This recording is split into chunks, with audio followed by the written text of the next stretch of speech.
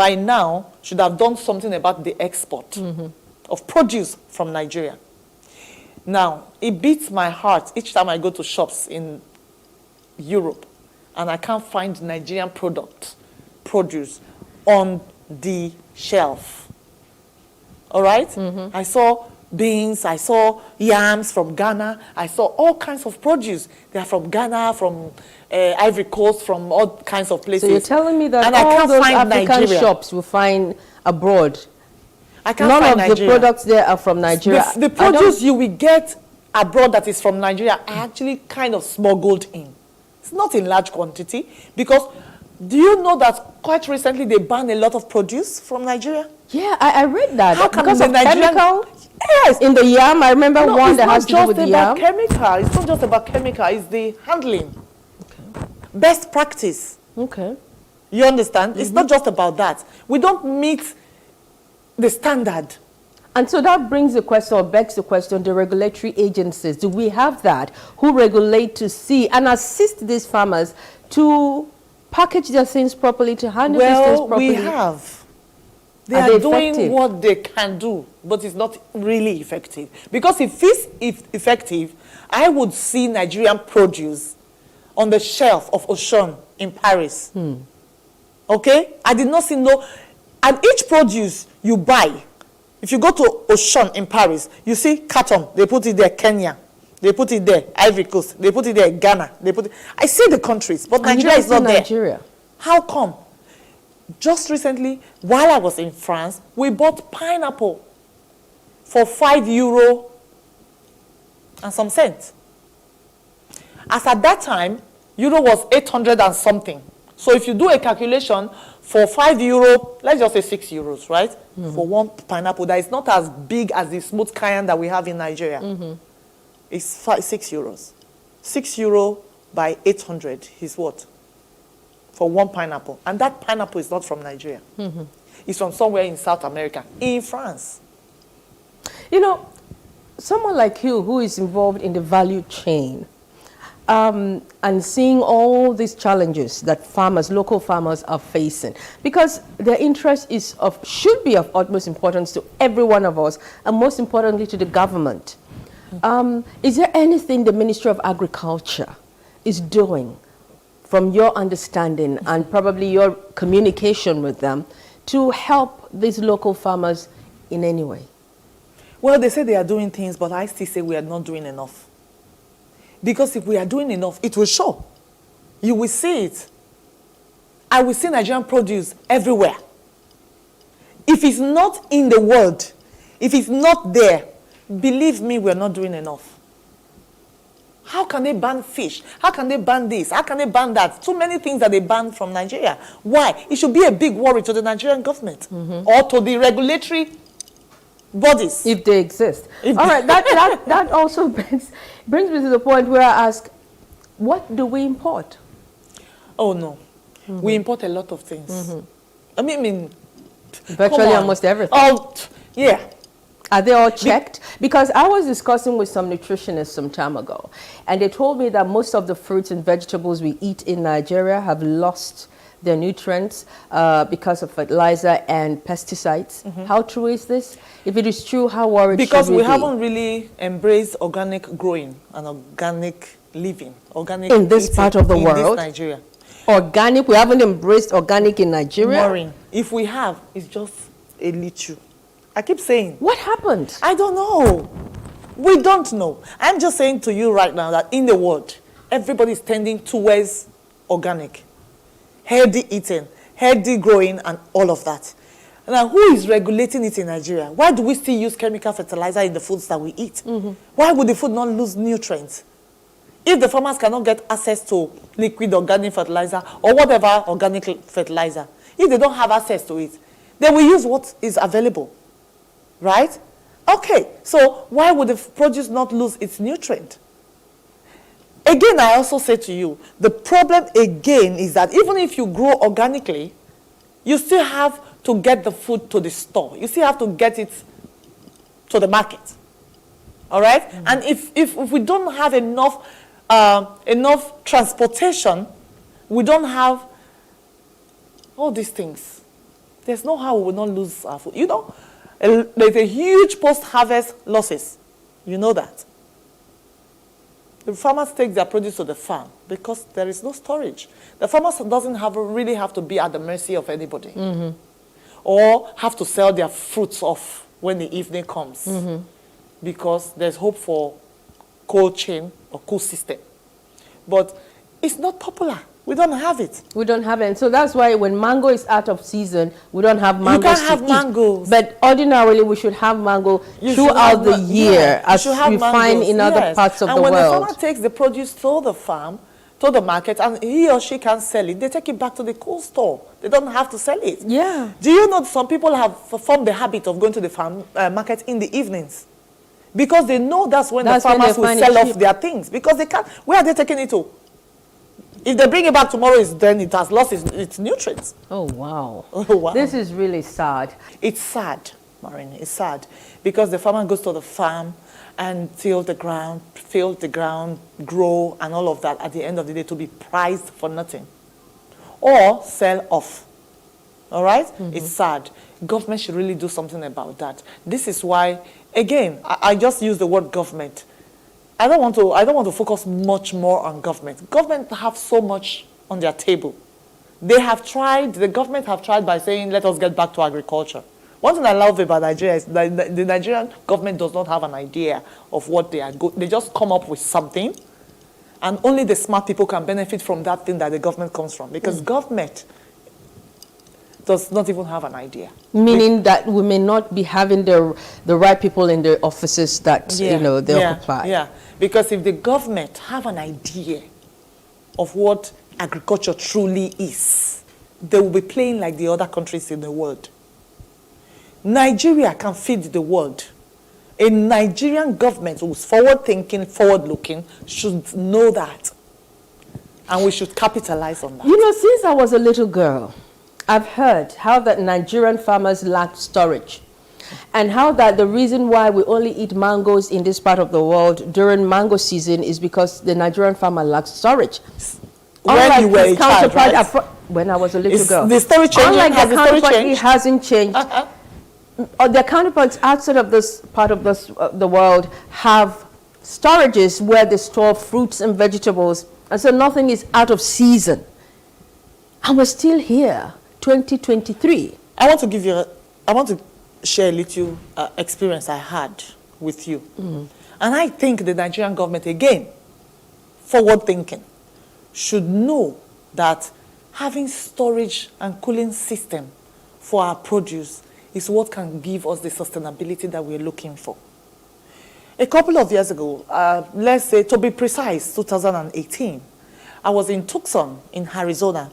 I was on a 2-week agricultural trip. And my itinerary was loaded because I visited different agricultural bodies. All right? I visited factories, value chain, people who do value chain in agriculture. I visited. I went to the Mexico War, the wall, the much talked about Mexico War. And I stood there for 15 minutes because they told me I should come and see how the produce that comes out of Mexico gets into America. It was quite interesting. So I got to the wall and I stood there. I saw trucks coming in from Mexico. It's a border, right? Now that's the border of Nogales, right? So I visited. We talked about the middlemen in Nigeria. They are in the market. But in Nogales, in the border of Mexico, I visited an association called Produce Brokers Association. All women. All women. Produce Brokers Association. It was all women. Interesting. Produce Brokers Association. Do we even have that in Nigeria? No. Now, let's put that aside. I saw how trucks were coming in. Believe me, in 15 minutes, I stood there. I saw a long chain of trucks waiting to go through the border to get into America. And the interesting thing is, they don't get into America. They get to the border of America, between Mexico and America. There is a border they call the Nogales border. What happens there? The Nogales border is like between Lagos stretch and Ogun stretch, right? Lagos, Ogun stretch, yeah? That's how it is. On the one hand of Nos, you can check this out on the internet. On the one hand of Nos Gales is a long chain of cold facilities. Cold rooms. Cold rooms. So I visited the president of the Association of Cold Chain Owners. I sat there with them and we talked. And they told me how they started this. Some of them are family businesses that they started years back. So they serve, the border of Nos Gales serves as a distribution center. Right. So the trucks comes from Mexico. They take the produce off the trucks and they distribute to America. I don't know if you get what I'm getting you. So, and that makes me, that will make me ask you, how do we replicate that here? And how do you, as a consultant, encourage investors to do that? it's simple. You know, I was even telling them, because it was so beautiful what I saw. And I was like, would they come to Nigeria? And believe me, Do we need them to come and do that for us? Well, you know, Bridget? sometimes, you know, people have to set the pace for you. In Nigeria, sometimes we just, I don't know. Anyway, let me not go into that, all right? It's frustrating, It is, yeah, it is really frustrating. And then, while I was sitting with the president of Storage Facility Owners Association, the guy pressed his computer and he says, you have 2 seaports in Nigeria. One is the Tinkan and the other one. They gave me the name while I was sitting there. Yeah. And then they started thinking, like, okay, Nigeria.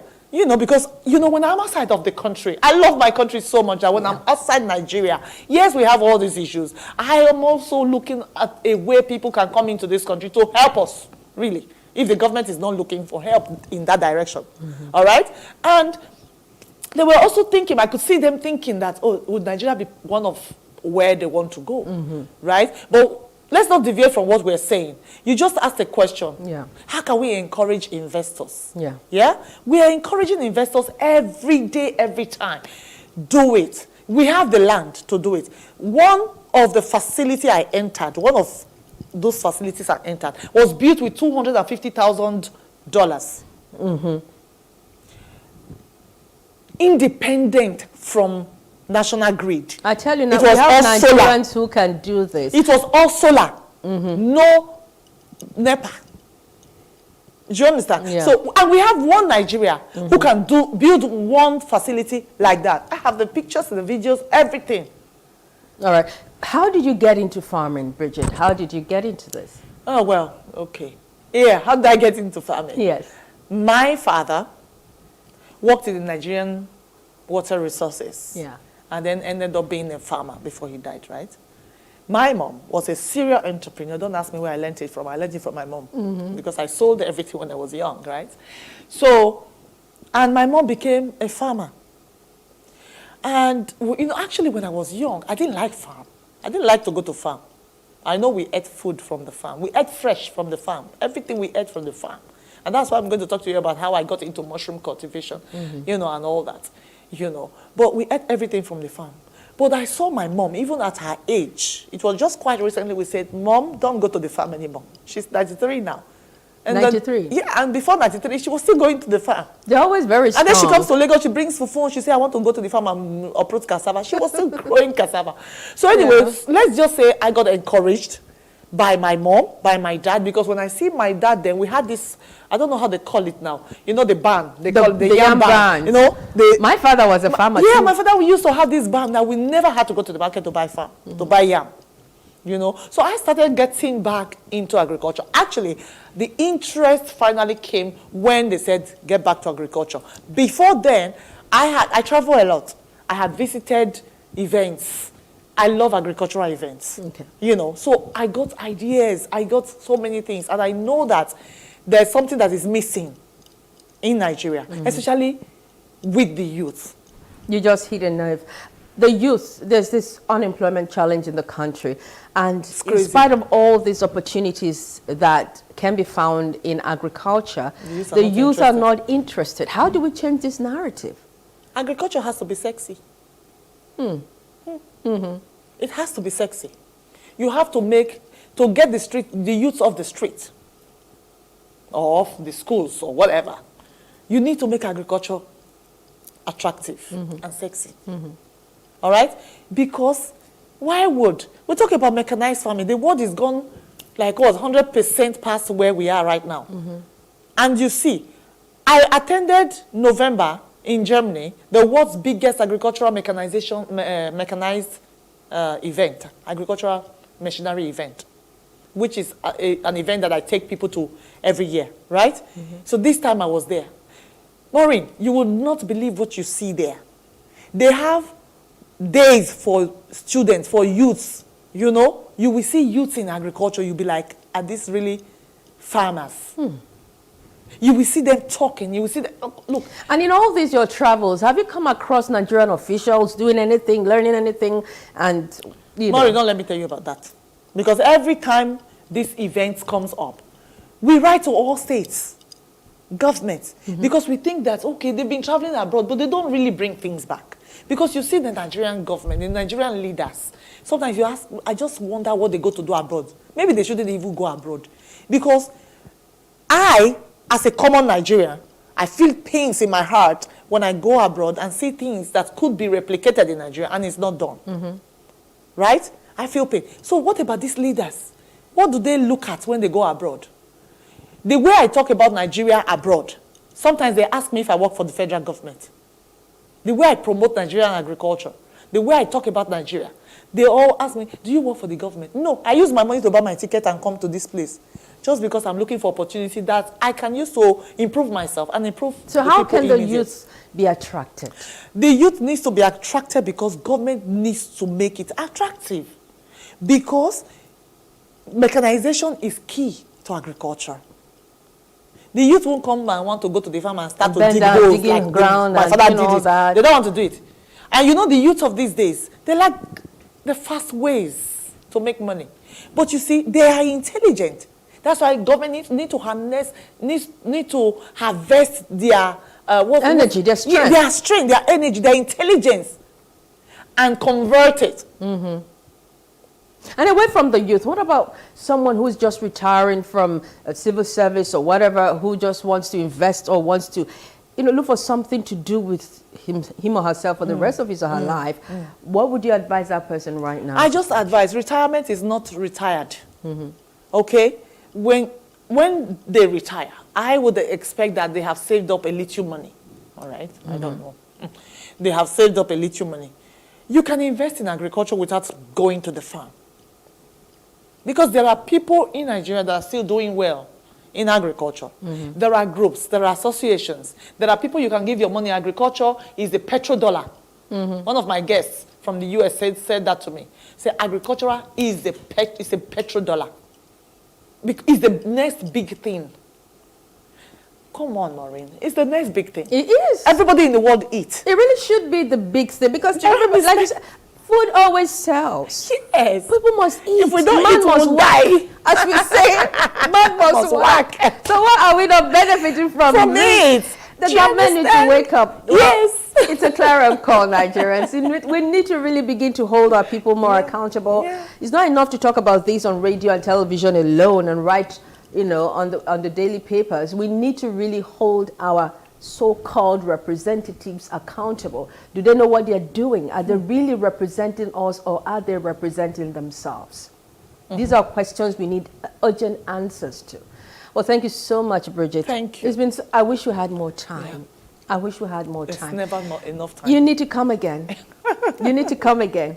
Bridget Okonofua has been my guest on One-on-One today. It's been a very beautiful time with her, and time is just not enough for us to exhaust all that needs to be discussed regarding agriculture. I am Maureen Menonwezugu. Many thanks for your time. Join us next time. Bye.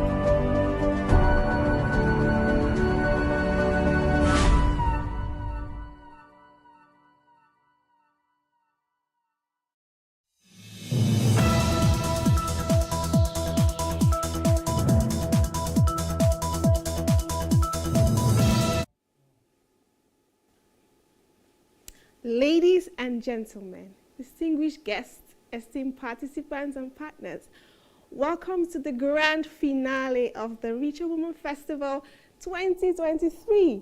It is an absolute pleasure to stand before you once again as your professional MC, Ruth Zubeiru, as we embark on our final day of this extraordinary event. Over the past 2 days, we have delved deep into two fundamental aspects of a woman's life: her finances and her lifestyle. We have gained invaluable insights on how to manage our money wisely, live richer and more fulfilling lives. Today, we shift our focus to explore another yet essential dimension of a woman's journey: her relationships. Welcome to day 3 of the Richer Woman Festival, where we celebrate the theme, the woman, her money, and her lover. We understand that relationships play a significant role in shaping our lives and well-being.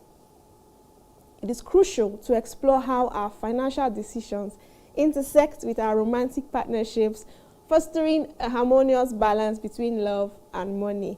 So throughout today, we will be having an exceptional lineup of speakers who are wonderful relationship experts or experienced marriage coaches who will share their expertise and experience on how to navigate the complexities of love and finance, from building a healthy financial communication to navigating joint finances, future planning, and even joint accounts. So, just like the previous days, I encourage everyone to actively participate in today's sessions.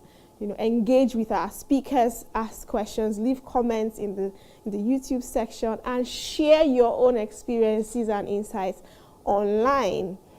If you're watching via YouTube or Instagram, leave a comment in the comment section, introduce yourself, and tell us where you're watching from.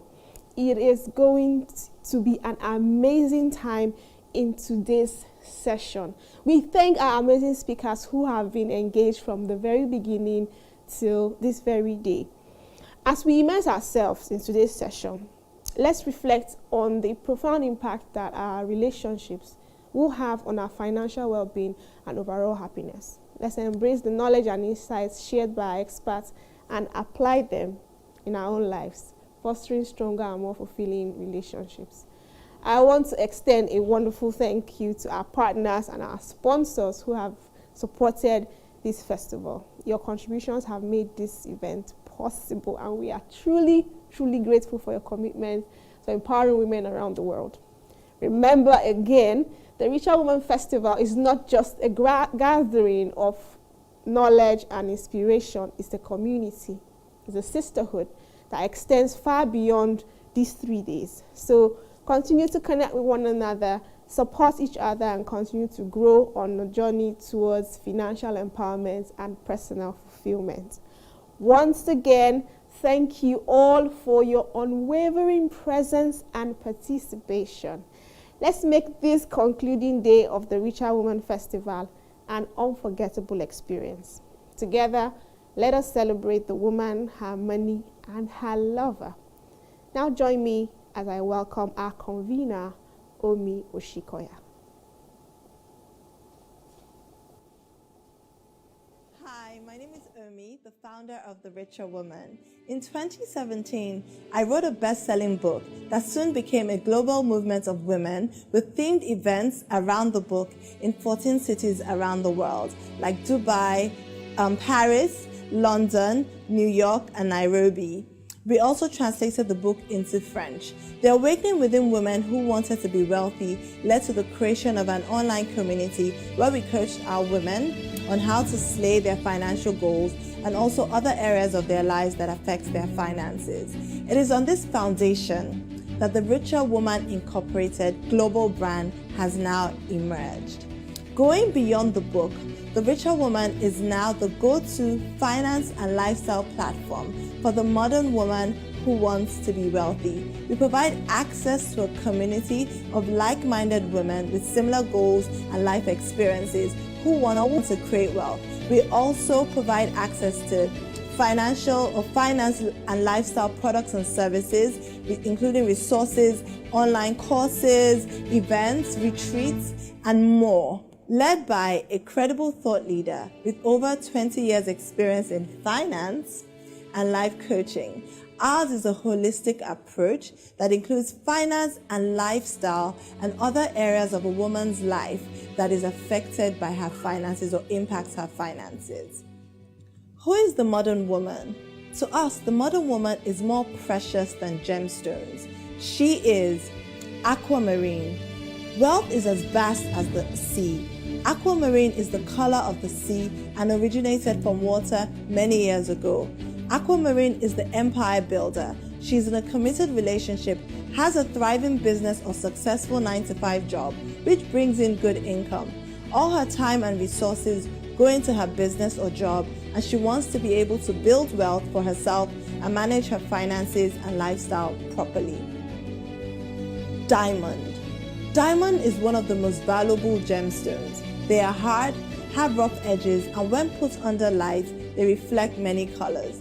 Diamond is the incubator. She's married, she's struggling to balance her many hats while trying to slay her financial goals. Ruby. Ruby is one of the most valuable gemstones. The largest rubies are actually worth more than diamonds. Its scars also validate its authenticity. Ruby is the explorer. She's not married, has a good job or owns a business, and puts a priority on self-care. Her income exceeds her expenses, but she wants to learn how to build wealth and needs someone to show her the way. Topaz. Topaz is quite abundant and therefore affordable. She's the aspirer. She's working and can afford the basics to survive. However, she knows she can do more in life and with her money, but doesn't know how. Pearl. The rarest and most valuable gemstone is the natural pearl, which is found deep in the ocean. Pearl is the chief family officer, whose first and full-time role is to build her home and family and support her husband to live a successful life. She may decide to transition into a business or career woman later on, or she may decide otherwise. If you're the modern woman, then kindly join us on thericherwoman.com. Please also follow us everywhere on @thericherwoman. We believe every woman is more precious than gemstones. So we'd like you to go on this challenge with us as we celebrate women. Discover your gemstone and tell us how it connects to you. Please share this on social media. Use the hashtag #MyGemstoneStory and #TheRicherWoman and kindly tag us.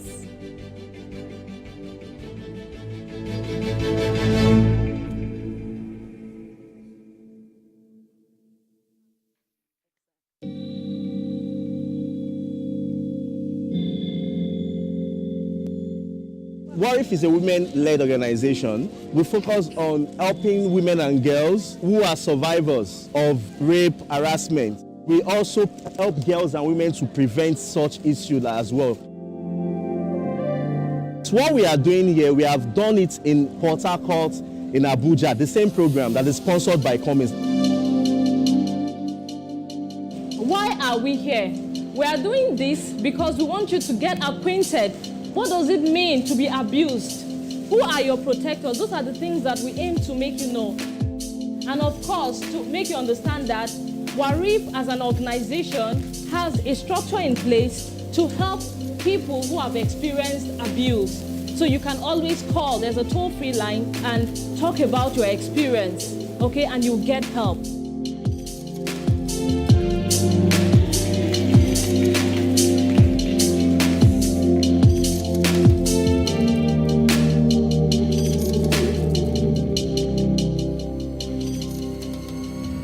Rape is not a punishment for any offense. Nobody has the right to rape you. One of the four most important things I've learned about the program is grooming, how the abuser entices the victim by buying them unnecessary gifts, giving them unnecessary attention, showing them love from nowhere. What we train boys is that they should see themselves as people who are to be protecting girls rather than perpetrating sexual violence against them.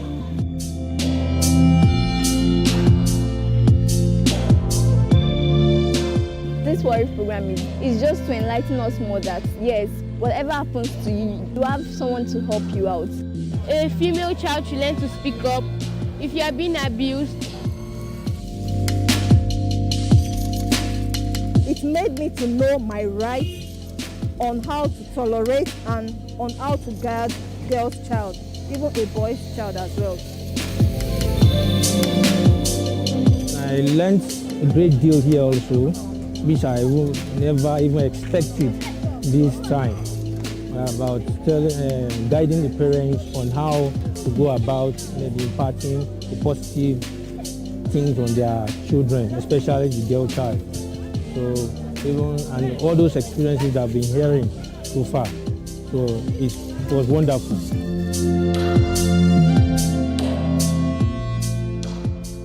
Thank you very much. I'm thanking the Cummins organization. In fact, they really done well because I've been seeing some of their packages that they've been coming home with. I must commend them. They've done really good for us. Thank you.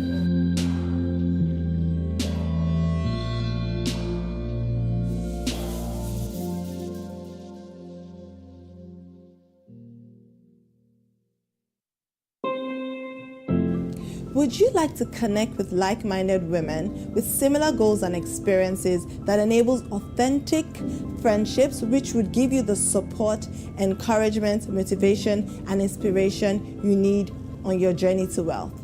If your answer is yes, then kindly join us by signing up on thericherwoman.com on our Richer Woman Network, which is our tech-enabled community. You can also send us an email on info@thericherwoman.com. Please don't forget to follow us everywhere on @thericherwoman.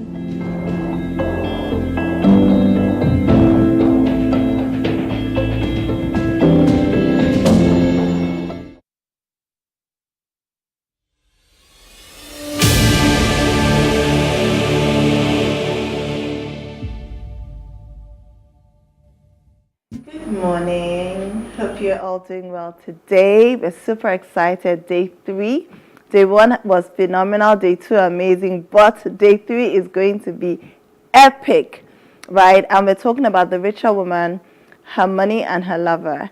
And we have men with us here today. Yes, so it's not just a woman's thing. So if you have a brother, a fiance, a boyfriend, whoever it is, as long as it's not a sugar daddy, ask him to come and join and watch as well. Let all your friends come on board. It's going to be impactful. So our first panel is focusing on relationships and family and finances.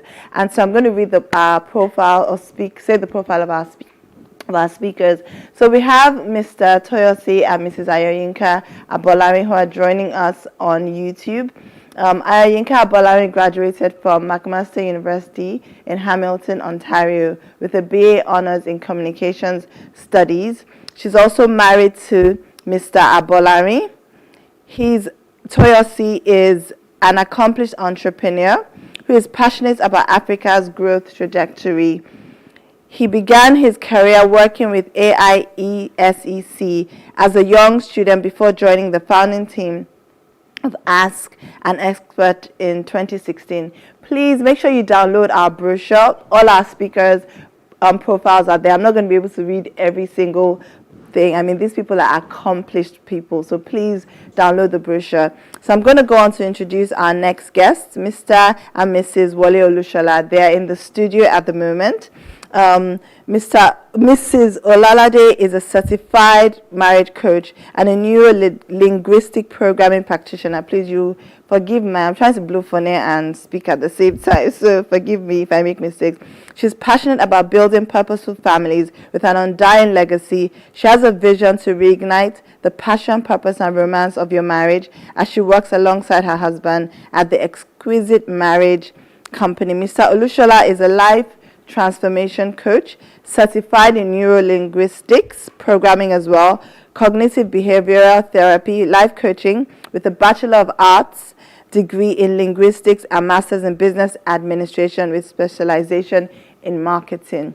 And our other panelists are, I'm sure you all know of Gaze Baba. If you don't know the culture architect, you're on a very long thing. He's a polymath. Go and check dictionary for that. A polymath, a culture architect, and an award-winning Afrofusion artist who performs in Yoruba, English, and the West African lingo pidgin. His debut album is all over everywhere, so make sure you stream everywhere. Funto is an alumni of Covenant University, where she graduated with a second-class upper degree in accounting in 2010. Shortly after, she attained her Chartered Accountant certification in 2011. Initially employed as an accountant in the tech industry, and now she's a well-known mega interior designer. So, welcome to the Richer Woman Festival. Thank you for coming. It's so nice to have men in the room on stage. So thank you so much. So we're going to get right into it. Finances play a very important role in relationships. Money is a major reason why couples divorce. In our generation, social media makes it even worse. Because while you may be going through a tough season financially in your marriage, you're flooded with pictures of other couples going on lavish vacations to Maldives. A man buying several Birkin bags for his wife. It can be tough not to allow it to affect you. Many women also look down on men who may just be starting out because they want to marry an already made man. A lot of women are now also the breadwinners of their family, and it affects the family dynamics. The current global economic issues are also adding to the difficulties as well. Whether you're in the UK or Ghana and dealing with high cost of living, or Nigeria with the removal of the fuel subsidy and more, it's affecting everyone. We hope today's session will provide information, inspiration, encouragement, and hope for marriages in times like this. Amen. Yes. So the palm tree is a fascinating tree. It bears the biggest seed in the plant kingdom. That is the coconut. But one of its most fascinating attributes is that its ability to withstand storms. So even if a storm as strong as a hurricane comes, the palm tree, if you notice, other trees will break, but a palm tree will never break. It just bends parallel to the ground and bounces back up and comes out stronger. And so for us, the palm tree is resilient. Our focus on this particular panel is how couples can come out stronger in this global economic difficult season the world is currently going through. So I'm going to start with you, Mr. and Mrs. Olushola. Congratulations on being married for almost 20 years. Right. You're guessing there's like 17 now. Yeah. 20 years in this generation. We give you a round of applause. That's a great achievement in the world we live in today. Mr. Olushola, Mrs. Olushola, how did you meet him? In 30 seconds, how did you meet him, and how did you know she was the one for you? Okay, so I just gave my life to Christ. I started attending Winners Chapel. And I saw this guy come out to pray. You're not supposed to be praying. Well, the person was going to introduce himself. He was going to come on stage. Okay. So the first time I saw my husband, he was a brother in Christ. And he came on stage to pray. And the whole room erupted, like, who just prayed? Everybody was looking. I remember what he was wearing. He was wearing this black with white stripes. He was a banker, so he dressed like a banker. I went Bible school then. And I looked and everybody was like, I was like 19. And well, I didn't know it was going to be my husband. And I just said, what just happened? I was just a new Christian. And everybody was like, who prayed? The whole place was just like, and I think that's the first time I saw him. But over the years, he became a very, close friend of mine and eventually became my husband. I love it. Mr. Olushola, what was that one thing that made you say, this one is my wife? I had been praying for a wife because I was doing my youth service then, and this was the year 2000. So immediately I saw her, I had this kind of witness that that's your wife. But while God saw a wife, I just saw a young girl, because as at then she was in year 1. I was 19. She was 19, just about in year 1 in Babcock. I had finished youth service. I was doing youth service in Central Bank. So myself and God were not on the same wavelength. So it took me 4 years to actually realize that the little girl was now a wife material. And all over those years, 2000 to 2004, that feeling never left me.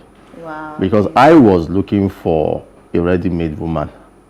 But God saw from a different perspective, and it took me 4 years to see what God had seen. I love it. I hope men out there are taking notes. Take your time and let God, minister to you.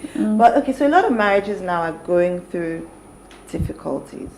Some people have lost their jobs. Both spouses have lost their jobs. I've seen that all over the internet. One person. Is there any time that you faced a financial storm, a financial difficulty in your 20 years of marriage? How tough were things? How tough were things? Okay. How bad were things? Is that to Wale or to me? Anyone? So should I go first?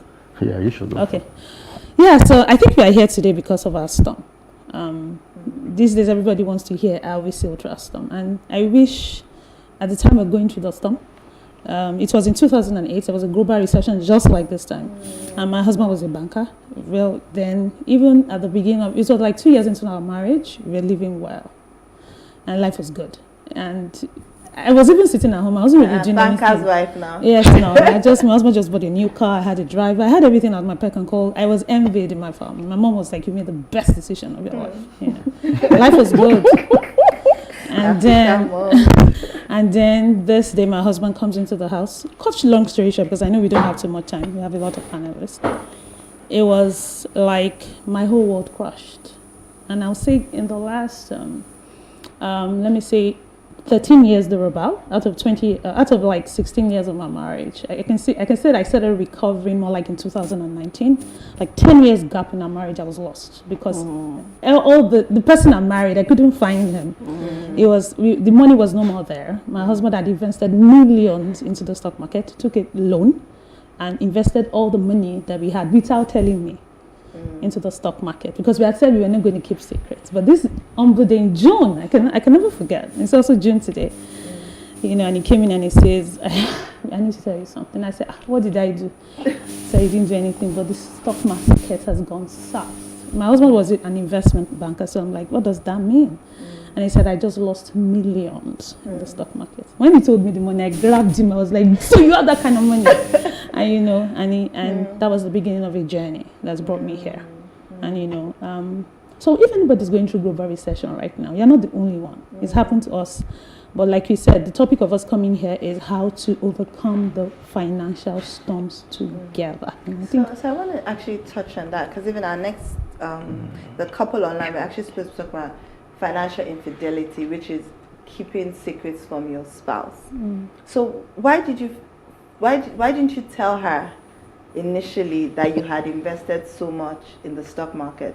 Did you think that she'll have a problem with it, but you were hoping that was going to if it went well anyway, then you'd tell her? Was that any? No, that wasn't why. Okay. It was, number one, it was an unplanned decision. So I was an investment banker, and suddenly an opportunity to invest in mobile shares came up. And it was a decision I had to take under 2 hours. And because I was in the banking sector, I was in GT Bank before I went to BGL. So I had connections. So I had some of my own cash. And then because I was in the system, it didn't take more than 30 minutes to get a loan to invest. So there was no way I could start calling, blah, blah, blah, that I wanted to do. So I just went ahead. And unfortunately for me, same day I took that loan and invested, the market started going south. And as an investment banker, the first advice that comes is this: don't panic, don't fret. As long as your principal is still there, you understand that the market will always bounce back. But I think in my own case, it was just different. There was no bouncing back. Rather, it dug a hole. I started going under. So I worked for about 3 months as the investment gradually became eroded. And to make matters worse, when I took that loan, it was 13%. Then the market crashed, affected the whole banking sector. So they increased the interest rate to 15%. They wrote they were going to increase. Later, a month after, they wrote again they were going to increase it to 17%. After that, they stopped writing. They just kept So it. after a while, it was 23% plus 2% quarterly management fee, making 31%. Then about that time, my investment bank was having issues. So because I was a management staff, my own salary was slashed by about 35%, making life worse. So we were not really suffering. We could eat, we could pay school fees. Had a roof over your head. Yes, the loans were being repaid. As a matter of fact, I didn't have a choice as part of the payment of the loans because it was deducted from source. So, however, all the let's go and watch movie, let's go abroad, those ones became a mirage. But you know, something now happened. About that time, I was in charge of the prayer team of my church. And that prayer team alone at full strength had about 10,000 members. So I was praying for people, things were happening in their lives, but my own financial situation, it was as if the noose was tightening. I didn't understand it then. Then I became depressed. I didn't then I wasn't a life coach, I wasn't a therapist. I became depressed. Then gradually I started making the wrong decisions. You know, once you are depressed, your thinking faculty gradually shuts down. I started making the wrong decisions, and one day I just resigned. Wow. No plans, no nothing. I was paid off, but the money with which I was paid off was just about enough to pay off all the loans I took, tens of millions, and that was when the suffering now started. I had never suffered in my life because I was born with a silver spoon. But for the first time in my life, I knew what it was not to be able to pay school fees, what it was not to be able to pay house rent, what it was not to be able to put food on the table. I also knew what it was to be made fun of by friends and for them to change your name to beggar, don't speak. You understand? So many things like that. And you know, gradually I went into self-pity. And self-pity itself is a form of negative meditation. So anyway, to cut the long story short, things got so bad. And one day I just decided that I had had enough.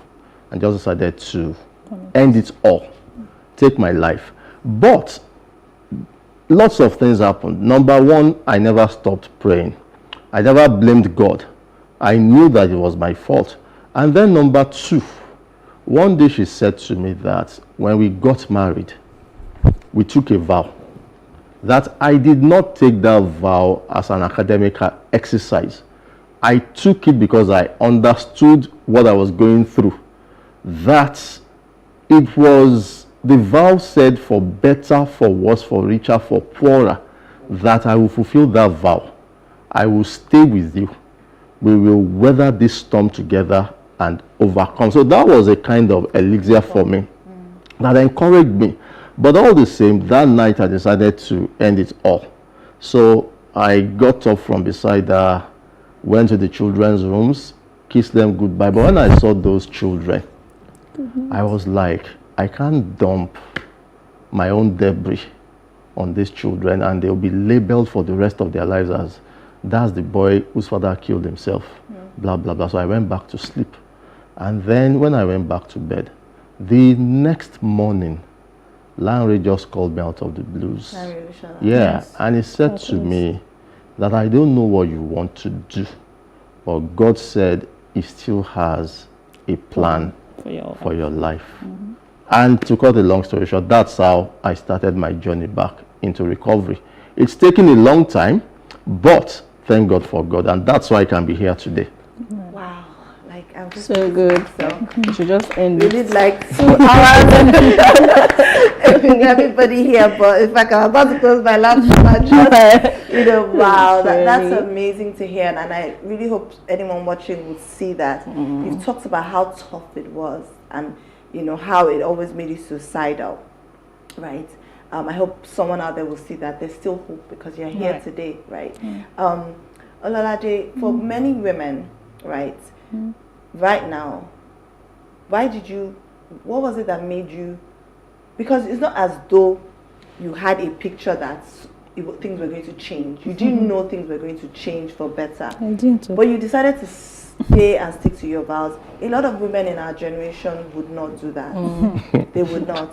So what was it that made you do that? And I would also like to know, how did you protect your marriage in the midst of this storm? Because we will all go through challenges in marriages, right? But how did you protect your marriage so that the storm didn't kill it, but you weathered it? The storm tried to kill it. So there's no time to try and make it look like it was easy. You know, as I write my book, I shed tears because it brings the reality of what I went through. The storm wasn't easy. He said it's very easy. It was hard. Because when I married my husband, it was every woman's dream. He's a very good, he's a very kind-hearted man. Can give his life for you. And all of a sudden, I see this man is totally broken. Sometimes I used to ask God, what am I doing here? Why don't I just leave and just I want to enjoy my life. I'm an achiever. I like to talk. I like to, be in the front, and now I'm here. The person that we're going to write together is not even catching the fire. So it wasn't easy. But first thing first, my husband is a very good man. Very kind-hearted. That was one. So there was no way I was going to leave kindness for something else. Then two, God. God was my source. God taught me how to worship in pain. God taught me how to look up to him in the most difficult. I don't know how, but for me, having a personal relationship with God was my sustenance. I don't know what else. Yes, I had good support system. I had very good people that could pray with me. I've always been, even in the storm, I and my husband, we prayed. When they say a family that prays together stays together, truth. And as much as we live in this social media world, there's so much noise in our world. We are able to stay together even when it was hard through the connection with God. So God helped you, kept you together, and also his kind-heartedness. Yes. And it wasn't about the money. It wasn't about the... Yes, initially it was about the money. We were young. I was 24 when I got married. My husband was 30. We had a life. We used to dream. And all of a sudden we wake up, we are praying to eat. And sometimes, I remember one vivid, thing that happened that brought my children's school. We had a bill to pay, and we had exceeded the time. And the person sent, I think, a mail or something, one stinker to my husband, And I looked at the stinker. And my husband doesn't like me saying this, but in 2008, my husband's monthly salary was $1 million. So as in, like, a month's salary could sort out the bill. And I start crying. I'm like, what is the meaning of this? As in, I was crying. I think God was just wrapping it all up. Yeah. You are now marriage coaches. Yes. You now have a ministry in marriage. You have to go through. I believe that was also the journey. Yes. Because he was a banker. Yeah. Was a banker. What does it have to do with marriage coaching, right? Yeah. So I see how it was journey. a process. Yes. And you were bringing out something new, birthing something new out of this. Yes. Amazing. I accept it totally, because this morning when I was getting ready and I was dressing up, and I felt like the Holy Spirit was saying that, see where the journey has brought you. These days we get speaking platforms. We speak a lot of people don't want to speak their mistakes. That's what we do. We speak our mistakes. Even as we pastor, we share the things that we have failed in. So the truth of it is, people come like, oh, we went through that. It wasn't easy. I had sometimes, and I thank God for life coaching. That's why I have the balance with the scriptures. Life coaching was able to take me through that journey of healing. Because there was a lot of times I just felt, well, you put me in this state where I can no longer dream. You understand? So I needed to go through that forgiveness process so that we could move to the next level. But that pain has burst this. Amazing. What a wonderful story. My goodness, we should have... The plan was 1.5 hours. The team just shortened it for, but let me not blame them today. So let me just go to the BOAs. Wow, I'm sure you're just like... A lot of marriages now, right? A lot of women are at the forefront of career right now. I believe it's something that God is doing in this season, pushing women out there to the front. And I don't have time to explain why, right? But on the flip side, because of everything that's going on, a lot of women, a lot of families, maybe like the Olusholas now, the man has lost his job, or going through maybe a difficult season financially, where he's working hard but he's not able to monetize it at the moment. And so a lot of women have found themselves at the forefront as being providers of the home. Now, I don't believe there's anything wrong with that, and I personally, there's nothing in the Bible that says a man must be the provider. It just says a man should love his wife, a woman should respect her husband. I believe God can provide through anybody, right? Absolutely. Yes, and just because the woman, it comes through her, doesn't mean she's the head. There's hierarchy. However, a lot of women don't understand this, and society makes it seem like if a man is not at that moment bringing in money, then there's something wrong with him, he's lazy and immoral. So a lot of women are thought, I don't know if that has happened in your marriage, where there was a season where, Funto was, bringing in the money, and was there any pressure? How did you handle that? Gaze, if that was the situation, did it affect you? Because a lot of men too are in that situation, they feel maybe women may not have the grace to respect, has that ever happened? And can you guys talk about it? The question is not if there was a season. The question should be, have there been seasons? And it's really, I really like the angle that you're bringing it from, because really and truly, most women, especially women in our generation, would not understand the fact that your husband is really not your provider, is not Jehovah Jireh, right? God is your source. And having that mindset, I think for me, was a few months into our marriage where I attended this event by Mrs. Awoshika, and I heard her say this, that, when God looks at the family unit, he sees only one, and it doesn't matter which half of the one he blesses the family from, right? So that gave me a lot of, context, right? Because when I met my husband, I was also 24 when I got married. When I met my husband, I was earning 3 times more than he was earning. I remember, our wedding was funded by ourselves, our first 2 years rent, it was from me, and then kids came. So I was really handling a lot of the family finances. Were there times when I felt overwhelmed? Yes. But having that understanding, and I remember one time literally God said to me, Funto, your husband is not your source, I am. So that already gave me perspective early. There are times when I cried, yes, there are times when I'm like, God, this is hard for me. And there are times when, I'll have a conversation with my husband and he's, thank you for doing this, just gave me the energy and the drive to continue, right? So yes, there have been so many seasons like that, where I've been the one to handle most of the, family finances, whether it's rent, school fees, whatever it is. But it hasn't been like, I never had this mindset where I'm like, I'm not the one who's supposed to handle it, it's you, I'm doing this for you. Because at the end of the day, I understand that this is a sacrifice I need to make for the greater good of my family, right? And when I see the bigger picture of where we're going to, that also gives me hope that, even though I know that I'm still going to leave my baby girl, like I also want to take lavish, vacations to the Maldives, right? But I know that this is just a season, and then there'll be a time when we would overcome this. Thank you. Yes, Baba? Same question. Well, so for you, how was it?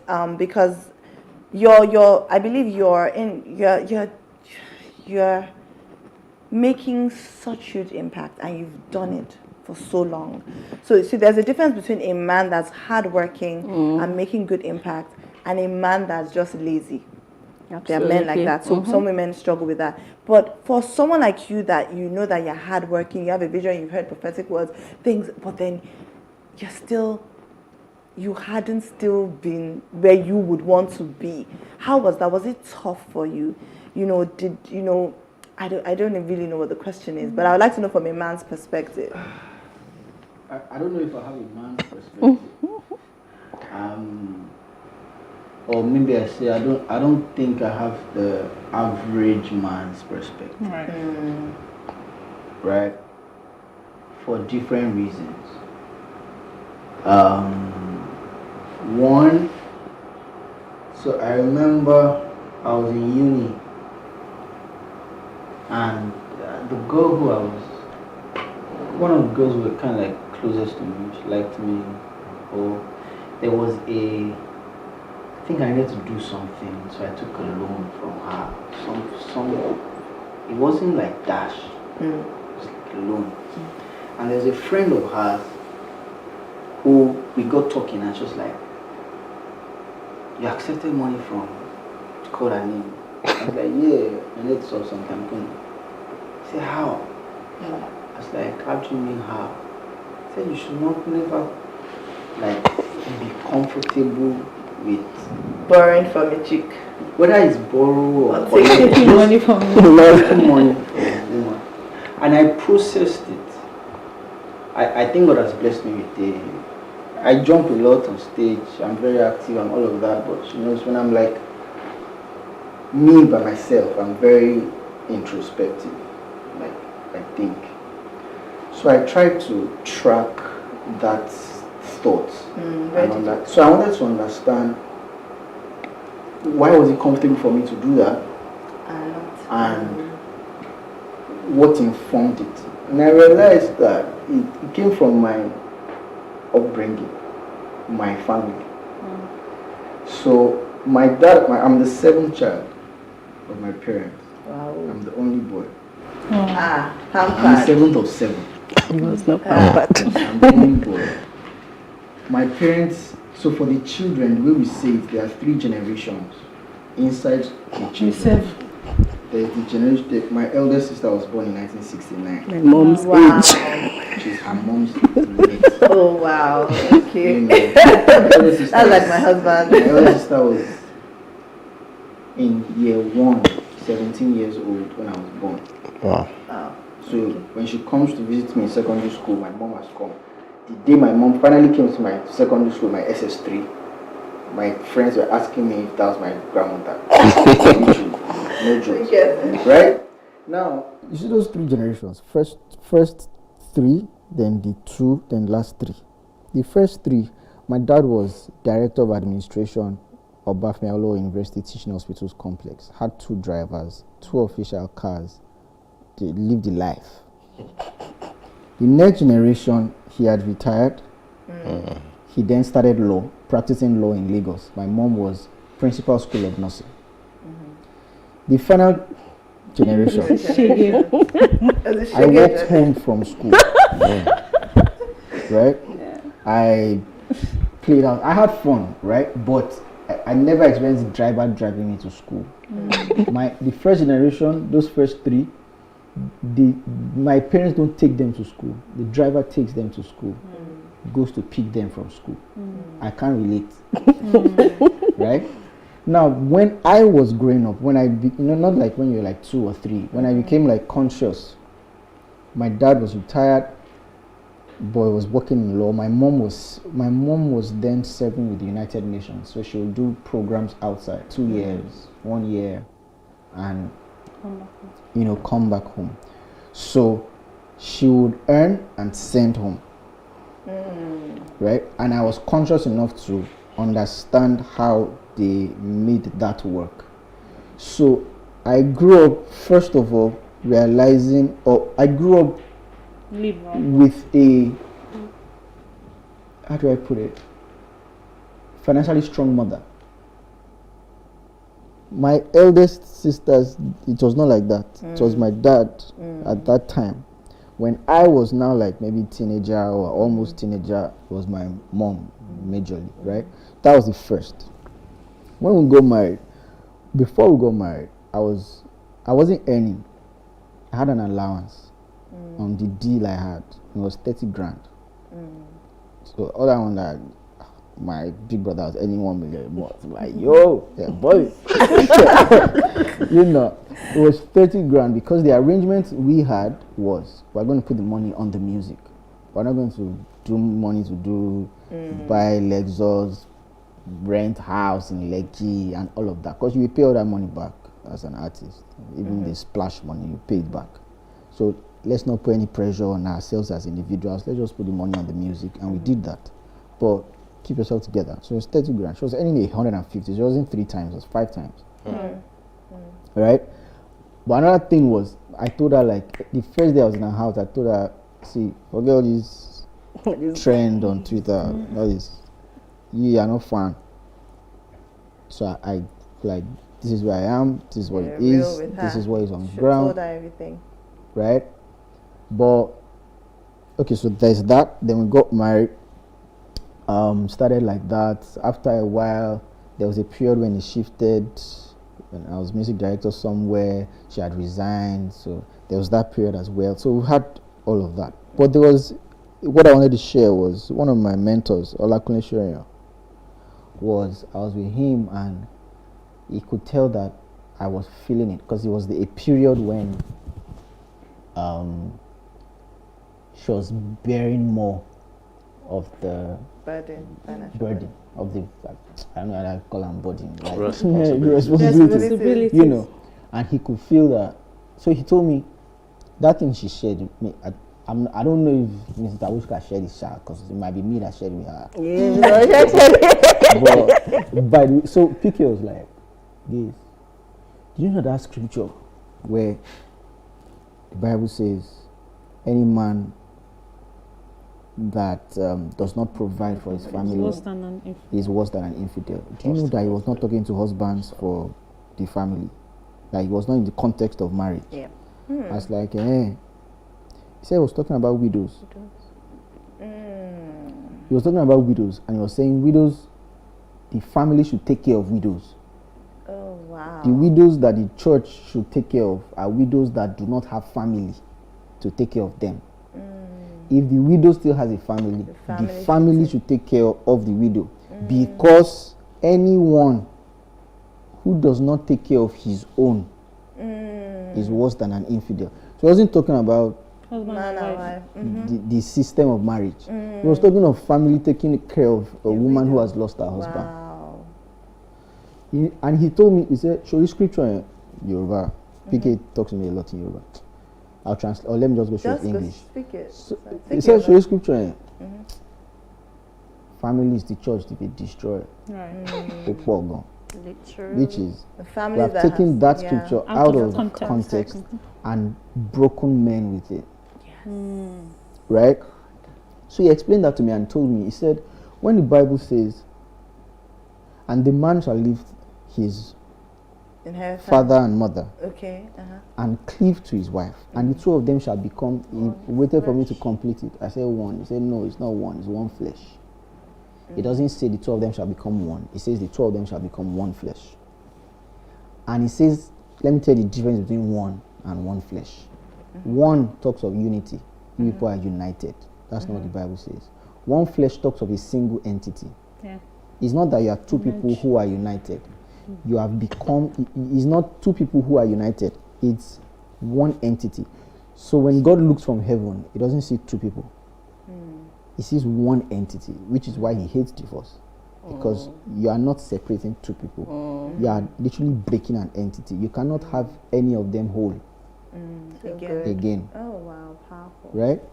So it says he sees that entity and then he sends provision to that entity.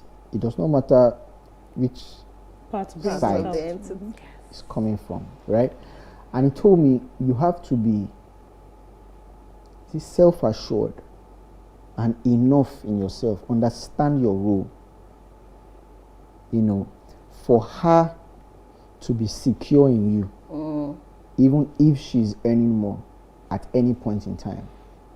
If you're secure in yourself and you understand that, even if at this point in time you're earning more or provision is coming more to this home through you, and you are not harassed, you are not, threatened by that, it's easier for you to stay in your place and give the guidance that the home needs, because at the end of the day you still have to give that guidance.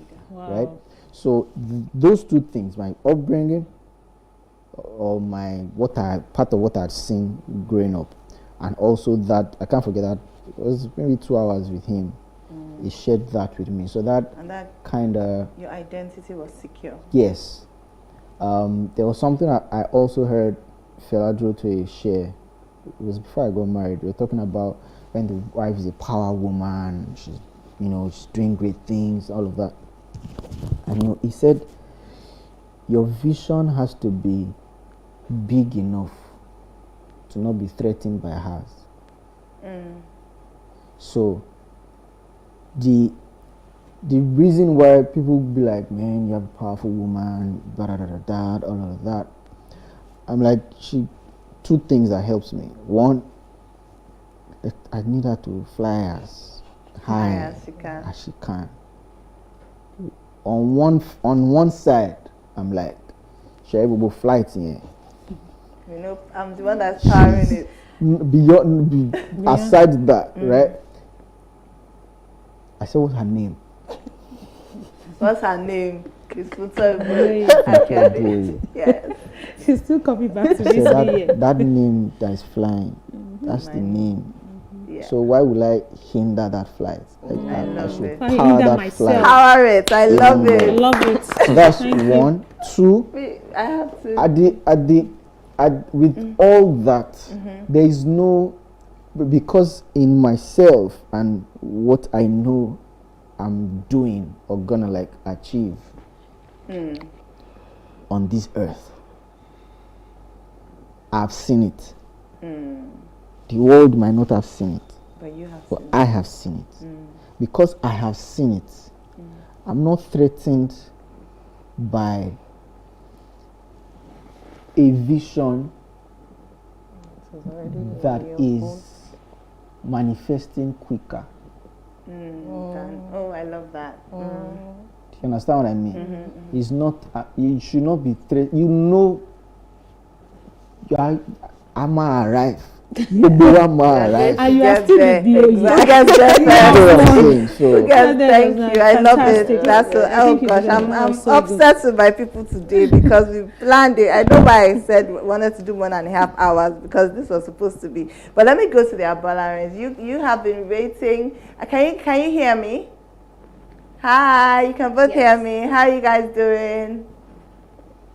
Good morning. Good morning. In fact, I think we need one panel session with each couple alone. But I'm going to get right into it.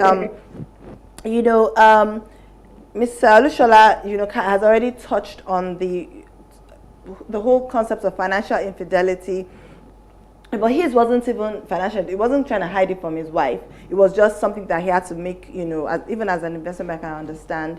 It's a spot-on, you know, investment decision, right? But unfortunately, in the times that we live in, we heard of the Hakimi guy, right? That when his wife was divorcing him, everything was in his mom's name, and everybody was like hailing the guy. In fact, I'm sure many guys have gone to do that thing now. You know, and I remember even, and not just the men, even on the flip side, I remember watching this movie, Crazy Rich Asians, and she was always hiding her shopping bags from her husband because she came from a very wealthy family and her husband was like, you know, up and coming, so she was always hiding it. And unfortunately, even in society, in Nigerian society, you hear of situations where a woman is getting married, they say, his money is, you both of his money, but your money is your money. Don't tell your husband how much you are earning. And for some husbands, I've had a situation where a man was in coma and they couldn't, and a very wealthy guy, but because they didn't have access to his accounts,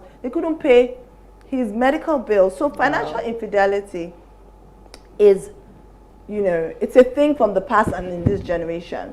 You know, why? I mean, I feel like it's the same thing as if you can keep and hide things. I mean, there was even another situation where I heard of a woman that her husband was paying rent in their house, in her own house, and he didn't know it was her house. You know, so why? Because it's trust. So if you can do that, you can cheat. It's the same thing. You know, what do you think about it? And you know, is it something?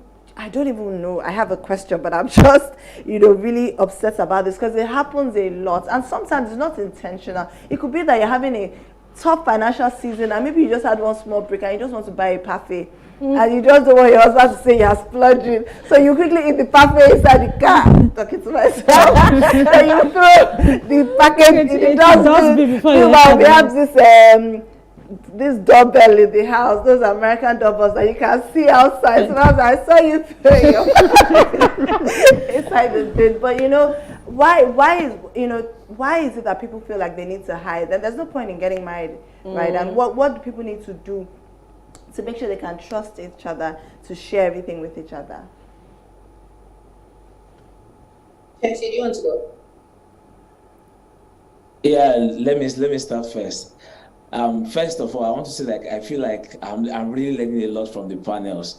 I was just taking notes, and so bless you guys for your immense wisdom. So to answer the question, I think it starts from understanding the fundamentals of marriage, or why are you going into marriage? I think Gaze said it clearly, that when you are going into marriage, you go into marriage with the understanding that I am going to become one with this individual. So for us in our case, I remember when we started dating, she earned more than me. And there was this day when I felt like I was really, really liking this girl. She has never been to my apartment. So I called her. I said, Ayo, can you do me a favor? I said, what's it? She said, can you come to my house? I said, why? I want you to come and understand me. I want you to come and see what you are getting into. Because I know you're a big girl. You drive your own car. I don't have a car. I jump bus. So I invited her to my house. And in my house then, that was in 2018 or 2019, 2018. I invited her. It's a shared apartment. If you know Skyfield in Yaba, that's where I was staying. And in that apartment, I have a roommate, no kitchen. Those hostel beds, it's just one. And I said, this is where I stay. This is who I am. I really like you, and I would love to be in a relationship with you. So do you want to continue? Wow. I love it. Do you want to continue? No. It's not about money. It's not about this. Don't worry. So that was how we started. So I started with transparency. I told her I was earning 50,000 naira then. And I said, this is where I am now, but this is not where I am going. Oh, so, I love it. In fact, my friend used to tell me that I will still crack that joke. I invited him to this program, and he was like, man, Ayo is what they call buy low, sell high. Oh my God. Buy low, sell high. So I was earning 50,000 naira then. So this is me. So if you invite me to all these fancy dates, I might not come. This is why I don't have a car. And so we started our relationship on transparency. And 3 months later, I think after we met, I proposed to her. And after I proposed to her, the next night we took a course together. It's called the Life Book course. So both of us sort of dreamt. We call it a dreaming session, where we look at different areas of our life, and we dreamt of, how would you like to live? Where would you like to have us go on holidays? Where would you like our kids to go? We defined everything. How much would you like to earn, etc. After we defined that, then we started working together again, because our goals have become one now. Because now I understand, she understands where I want to go as an individual. I understand the type of life she wants to live. So in all our goals, in all our planning, there was never a point where I would say, I'm hiding one month. Like, why would I? So for us, so I can understand why, it's rampant in this society, or even in developed society, where they'll say, if you divorce, you are going to take 50% of your property, etc. Or if you have a solid understanding of marriage, you have solid fundamental on Christianity, and what your vows mean as an individual, then you understand that your properties, your wealth becomes one for both of you. So for us, that's how we've been doing it. We plan everything together as one. She knows where I would like to be in the next 10 years. She knows the type of things I like to do. She knows, the big dreams I have, and I know us too. And we also understand different times. So, for example, one thing I do that everybody knows about me, I invest in cryptocurrency, and I trade and all those things. And I'm also that type of individual where you call Toyosi and Toyosi, let us go to the bush. There is money. Next thing I say, now let's go. How do you go there? Holidays. But the kind of wife that God has blessed me with, she's not that type of person. Before, she will ask 1,000,001 questions, like why? Why are you going to the bush? Why can't you do this? Why can't you do that? So it's also understanding, and that's that balance that God has blessed us with, that, Toyosi is a risk taker. Ayo is probably doesn't take as much risk as Toyosi. Understanding that balance, and both of us are able to talk things through. So I don't make financial decisions without her, and she doesn't, without me. And the moment you do, you're already indebted to the other person. Why would you go and spend, X amount of money on a bag or on a shoe? When you understand the realities of the country, realities of the economy, and even our own financial reality, and also our own, financial dreams. So that's how I think, we have been able to approach, approaching finance together. Just to recap, it starts with transparency, starts with trust, starts with understanding, God in your marriage, and understanding that both of you have one goal. Both of you, our success is your success, your success, is our success, and both of you constantly working towards it. So yeah, everything I have is ours. It's super playing to each other, and we are super open on that. I love it. I love the transparency. I love it. Ayo? I think Toyosi has basically said it all.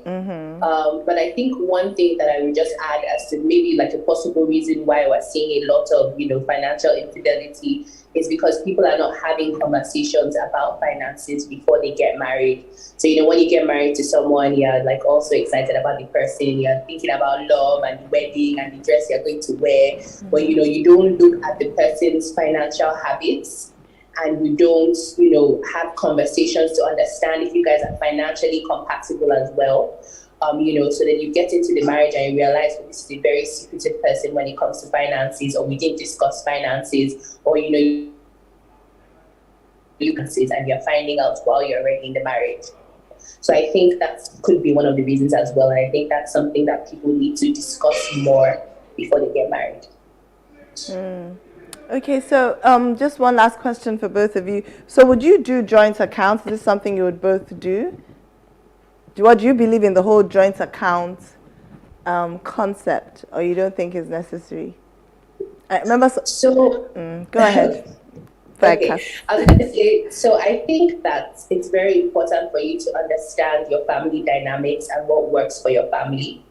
For us personally, we don't have joint accounts, but however, we save our money in, accounts together. We have different accounts for different purposes, let me put it like that. And I'm in charge of some accounts and he's in charge of some accounts, and that's where trust comes in as well. I just think personally we haven't had a need to have a joint account, but I don't really see anything wrong with having a joint account. If it works for you, if it's necessary for your family, maybe you guys have an account where you guys spend expenses from, and you don't want to touch your savings, and it's easier for you to be more disciplined with a joint account, then yes, why not? By all means. I think if that's how your family dynamic works, I think yes, why not? Okay, so I just want to, this is just a fun question. So, Ayo, yes. when you first went to the apartment, were you afraid? To be very honest, I was a little taken aback because it was one of those beds where it was like two small mattresses, then in the middle, if you don't position yourself well, the wood would just choke you in the bum. But he said something to me that day, and he said, this is the lowest you will ever see me. And I saw beyond what, was in the physical at that moment. I saw somebody who was honest, somebody who was kind-hearted, who was driven. So I'm not going to lie, I was a little bit like, okay, but I could see beyond that to the type of person that he was, and it was one of the best decisions I've ever made in my life. So, oh, bless! I love it. Well done. And it's so funny because looking at your content on social media, even obviously you do your content in your house, you can see that God has been good, right? Yeah, He has. God has been good. Yes. So well done. Thank you so much. So I'm going to go to the Olusholas now. I think they are sending me messages that they are going to give me some more time. So I think they're enjoying the conversations.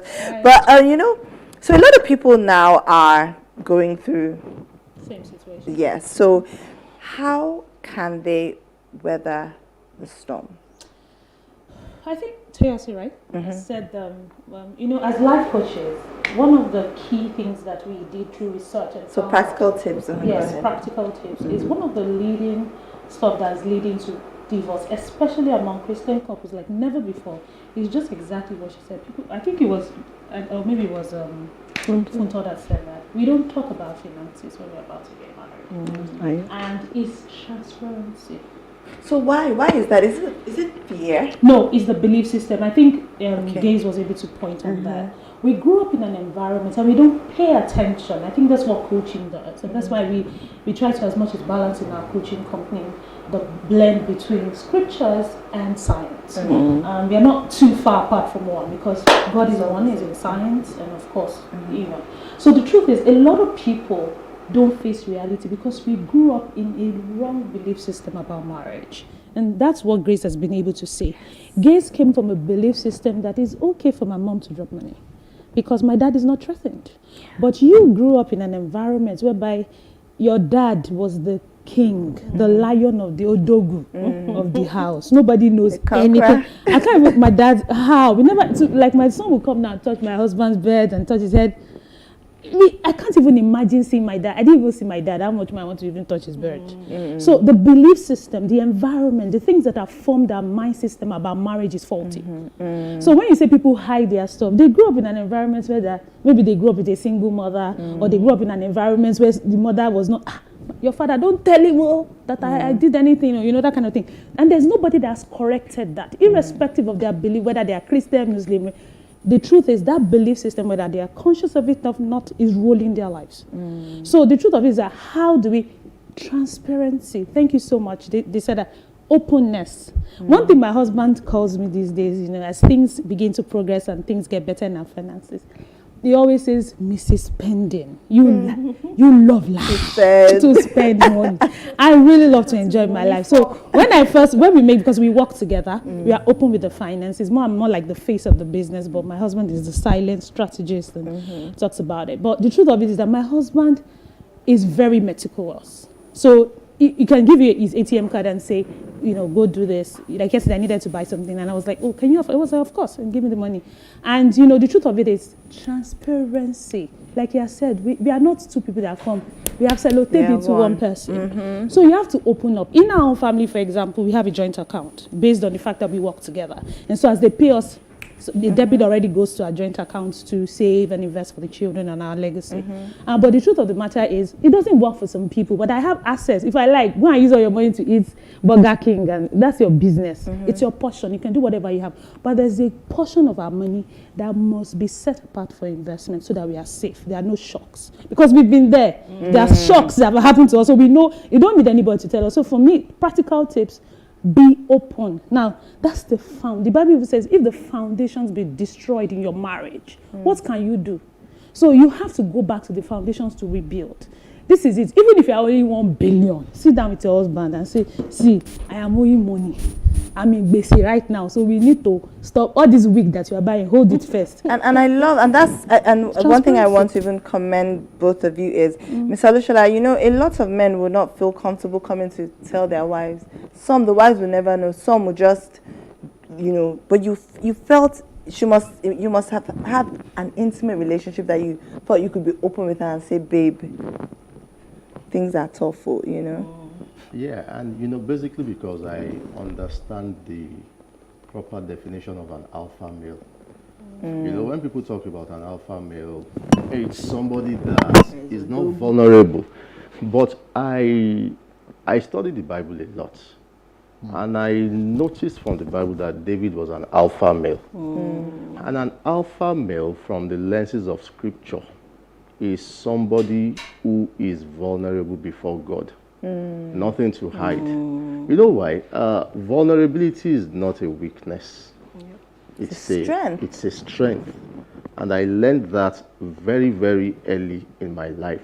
And when problems happen in my financial problems, one of the first things, apart from transparency, you have to readjust your expectations. Yeah. A lot of people, when they have financial challenges, they think that adjusting financial expectations, cutting down on some things is a lack of faith. No, it's not a lack of faith. It is wisdom. You are only doing it for the time being on the way to where you are going. Things won't be like that, but you have to face reality. And then you begin that journey. And then the only competition I have in marriage is my own marriage. I'm not competing with Funto and Gates. I'm not competing with you and Benga. It is just us. So if I now say, because I don't want them to know I have financial challenges, he buys a Rolls Royce, which obviously I can't afford. Amen. And amen. And then, you understand? And then I go and buy the same things because I don't want people to know, with a debt.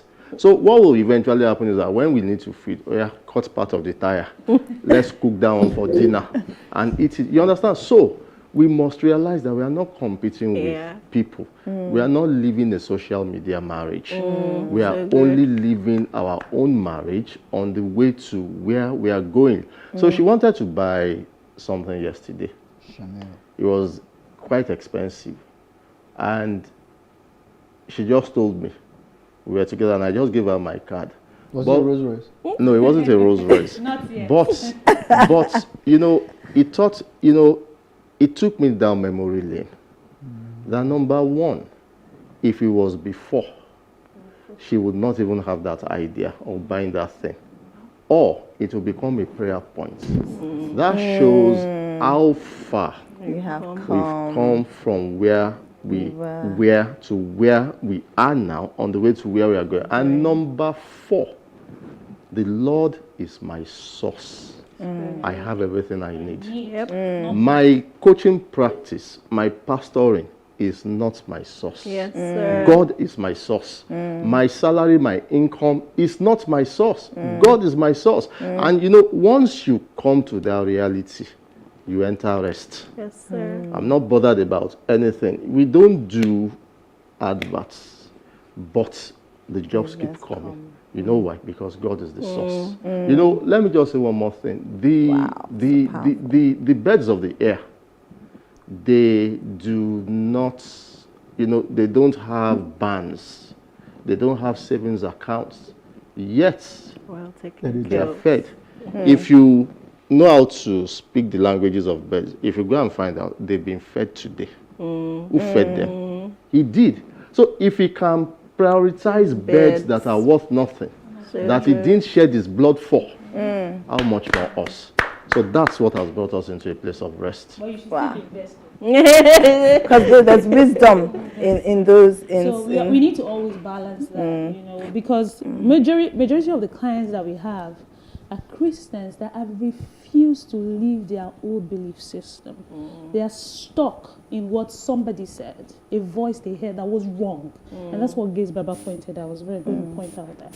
And we must come out from that and begin to, the world is fast growing. Today there's AI, you must not stay in belief systems that are no more working for this generation. You must begin, if nothing showed you the sign that there's something COVID did. God said, okay, come my year, shut down the world. Do you understand? So there were the positive things that in terms of finances, Your father and your mother must have done it. Did it work for them? Maybe, what are you doing the same thing for? So we must all come to that place, and especially when we're talking about marriage and family life these days, we see and hear so much, and we always say, you know what? This belief system we are carrying cannot work for you. It's your father's belief. What is your own belief system? What are you going to leave for your children? And yes, that's it. Amazing, amazing, amazing. Gosh, ask questions. Okay, so I think we have room for one more question. I'm going to ask the Abui. So, I mean, thankfully, I'm so happy that I feel like we're in the presence of like minds, right? And as you said, what PK said, Gay, is that a lot of marriages have broken because of this thing. My marriage would have broken because of this thing that I didn't understand, this limiting belief that a man must be, a woman cannot be the provider, and then you look down, right, on the man. Now, but interestingly, Sheryl Sandberg, the COO of Facebook Meta, her book Leaning, she actually talks about how obviously I think they practice Judaism, and she talks about how even statistics show that the most important person in the family, even in raising the children, is the father, not the mother. Yeah. So for her, she was very okay being at the forefront as the CEO of Facebook, because her husband was able to help her, at the home. So clearly, as Christians, we've made it seem like money determines hierarchy. No, money doesn't. So for a woman that's watching, right, how does she ensure that, that has a lot of money, that she still respects her husband? Second, and, it's 2-in-1 question, is what was it that was different? So how did you know that, okay, this was just a season, my husband is going somewhere, as opposed to a woman where, because there are some men that are just lazy and they just want to take advantage of a woman, and it's not a function of season. This is going to be your reality, And even if it's your reality, it's different when you understand his role in the home, or supporting you. But when he just wants to be lounging and you're suffering, he's not even helping with the children, what does she do? How does she know that, okay, this is a man with a vision, this is how we're going to be, and a man that you just have to think about it and say, okay, this is not what I want. I love it, which is why, I'm going to start from the second question and just say that it's so important that, especially as singles, that you don't just rush into marriage and just, marry anyone. That's really the foundation. When I met my husband, even though I was earning, more than him, I saw in him someone who had a vision. I remember the first time I told my mom that I wanted to, I was going to marry him. So she asked me, so what does he do? I said, he sings. Where does he sing? Like, Igbo what job exactly is he doing? I'm just like, he just sings. That's his calling in life. But she could not understand it, And I remember in that season, we actually tried to, let him get a real job. But he just was like, it didn't even work, because it was just like a fish that will be out of water. So I understood that, first off, this guy knew God. So he understood his calling in life, and it was hard after it. And I just said to myself that really, if someone can be following God like this, it's just a matter of time. Right. It's just a matter of time, literally. Elijah level. So already, it's time. And my husband was not lazy. He wasn't lazy in terms of his work. He wasn't lazy in terms of his calling. He was putting his heart and, mind to it, right? And just understanding that. So when it comes to home and domestic, my husband is like I said, he's the last born. They always, when he was growing up, they always make him, wash all the plates, and also it's something that he did not like or he doesn't like. So I also understood that. So we had a conversation, and I knew that, okay, you don't like washing plates and doing housework, right? Okay, we need to get a help. Right, so just understanding, what works for that situation. Yes, so that is to answer the second question. That really just understand that this person is not lazy. I don't know when it will end, but I know that as long as this person continues on this path, it's just really a matter of time. And just really also understanding process. Life is in process, and I always like to say that, on your journey to purpose, pain is part of it. Sacrifice is part of it. So are you going to run away at the slightest, sight of pain? You have to embrace your process, embrace your journey, so you come out properly cooked, right? So the first question, which is, on respect. And I like when you say that, I like you to just finish up and say, how can a woman, because a man is sensitive. So you had PK, but not everyone has PK. Yeah. How can a woman just make sure that she doesn't, disrespect her husband in the process? So I think, to be honest, initially for me, it was a little bit tough. So, I mean, I came into marriage with those shoulder pads, like, I'm the one bringing the money here, all of that. And, God is just merciful, and God is just a master planner, right? So you saw that, obviously, and you knew that this girl, if I don't clip her shoulder pads. So it took us into a season where I was earning nothing, and my husband was earning everything. Like, even to buy groundnuts, I had to ask him, for money. So that season, really did a lot of recalibrating in my mind, right? And I remember we've had conversations, I mean, maybe like 2, 3, 4 years into our marriage, where my husband felt like maybe something I said or the way I said it was disrespectful. Meanwhile, me, I'm like, I beg. Do you understand? So understanding what is respect to him. So one of the things that the Holy Spirit has taught me and is still teaching me is how to love my own husband, how to respect my own. So yes, it's general, women respect your husband and all of that, but there's a way my husband needs to be respected. And if I do not understand that, I will feel like I'm respecting him. Meanwhile, I'm doing the complete opposite. So it had to take me through a season of really understanding, okay, this is how my husband wants me to respect him. These are the things that he needs me to say or do. We have those conversations. So it boils down to open communication. Yeah. Yes, Baba? Yeah, I want to chip in. For me, it's when you are single, man. When you are single. For me, I feel like there's a like a basic level of sense. Of sense, okay. That whether you are man or woman, that one should have, right? Then be teachable. That's how that your level will be growing as you are proceeding in life. All right. Yes, I have PK. She has people, but Proverbs says that give knowledge to the wise, and you become even wiser. But there's nothing you want to tell a fool. You can't receive that wisdom. So even to receive wisdom, it takes wisdom to recognize and receive wisdom. If you listen to conversations today on Twitter, you realize people don't even have foolishness. the depth of the fundamentals. It's like you can't receive wisdom like this if this is where you are. You understand what I mean?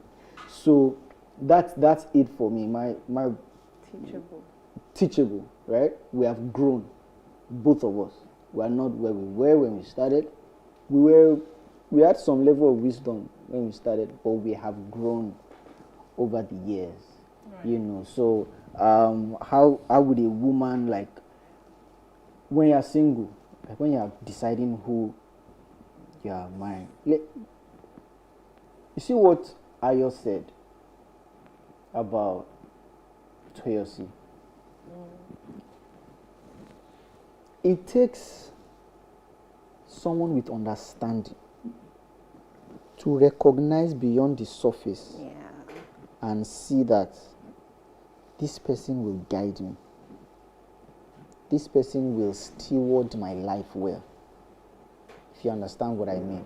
So, I mean, I know that time is up. And all, but I mean, that's what it is. That's why she can go to that room with the bed that is shifting.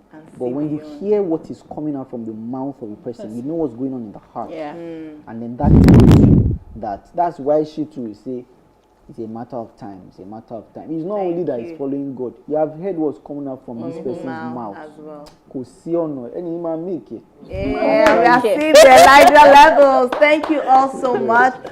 Amazing. Stay tuned. We have one more panel before we end the Richer Woman Festival. Amazing set of couples as well, and a surprise guest, my husband. So just stay tuned. Thank you very much, and get people to watch. Yeah, it's not surprising again. I said it. Thank you very much. See you soon. All right. Thank you, everyone. Bye. Thanks, guys. Bye.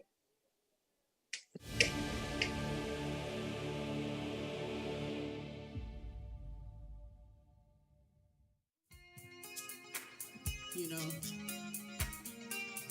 just got trusted.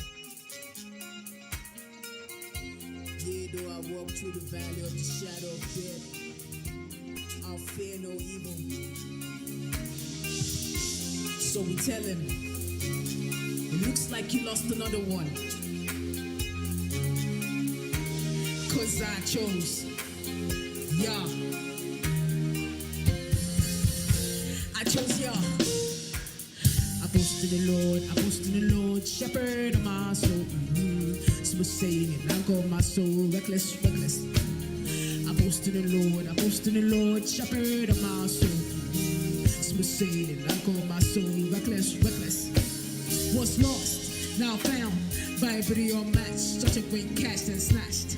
I can't deny I'm revived, I be revived. Walking up the narrow path, follow me, follow me, follow me to my hometown. Up the yellow brick road that leads home, homecoming, it's my homecoming, yo. Shout out there, he light him up. Shout out there, he light him up. Light be light, there be no darkness in life. Yeah, shout out there, he light him up. Shout out there, he light him up. Light be light, there be no darkness in life. Yo, I boast to the Lord, I boast to the Lord, shepherd of my soul. Smooth sailing, I call my soul, reckless, reckless. I boast to the Lord, I boast to the Lord, shepherd of my soul. Smooth sailing, I call my soul, reckless, reckless, reckless love. Ha ha ha! It looks like you lost another one. Yeah.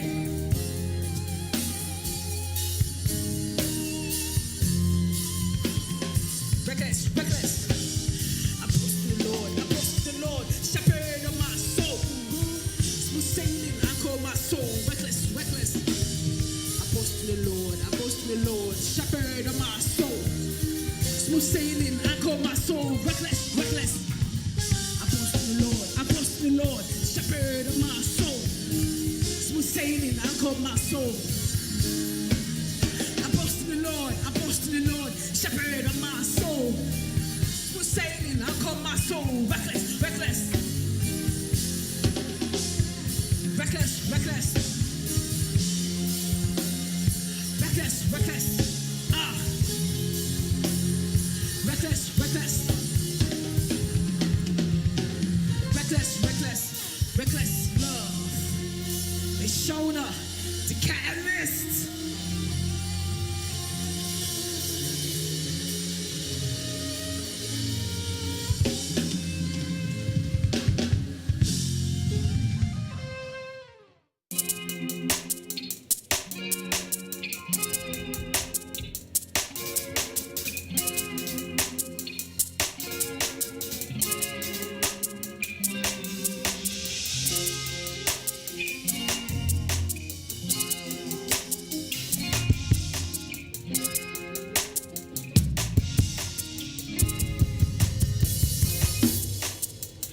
New day, new sound, praise God, the one from dawn to dusk, send us to dust. I'm yours, I trust, I'm yours, I trust. New day, new sound, praise God, the one from dawn to dusk, send us to dust. I'm yours, I trust, I'm yours, I trust. They steady trying to phase me, they steady trying to test me, phase me, test me, but everything that they offering, no match, no match.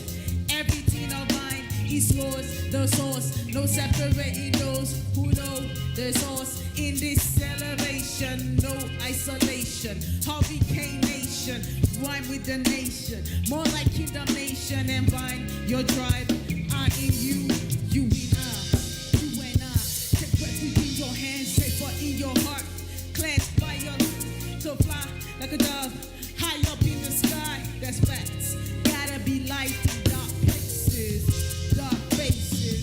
no cap, no cap, just be the light, yo. New day, new sound, praise God, the one from dawn to dusk, and dust to dust. I'm yours, I trust. I'm yours, I trust. I'm yours, I trust. I'm yours, I trust. They steady trying to face me, they steady trying to test me, test me, but everything that they offering, no match, no match. Everything of mine is yours, the source, no separate.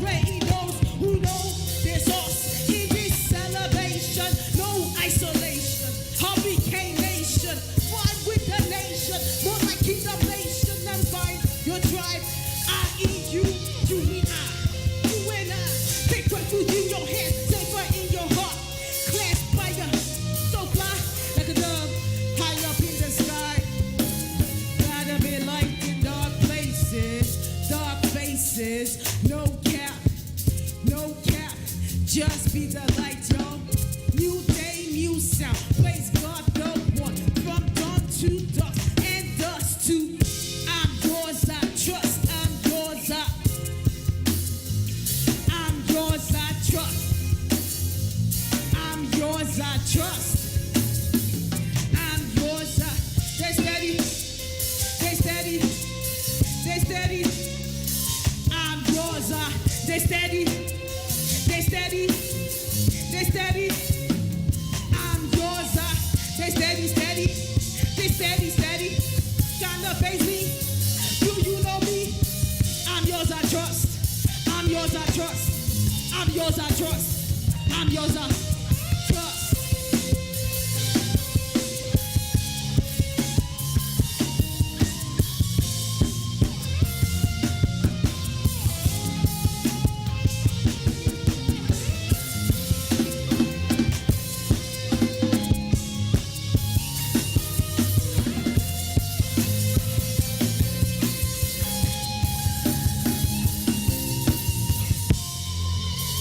It's Jonah, the catalyst.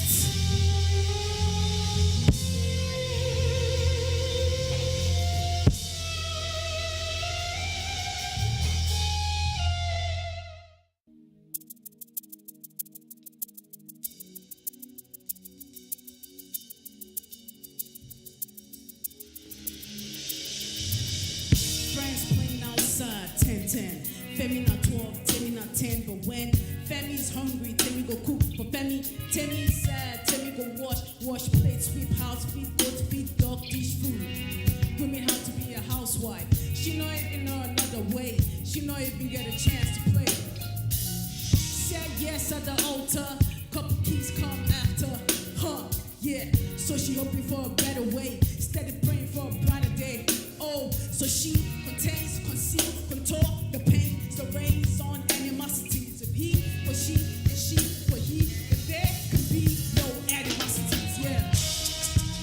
So gifted, big dreams, y'all. She gotta believe that. Mind them, feeling not give her wings. So gifted, big dreams. Mind them.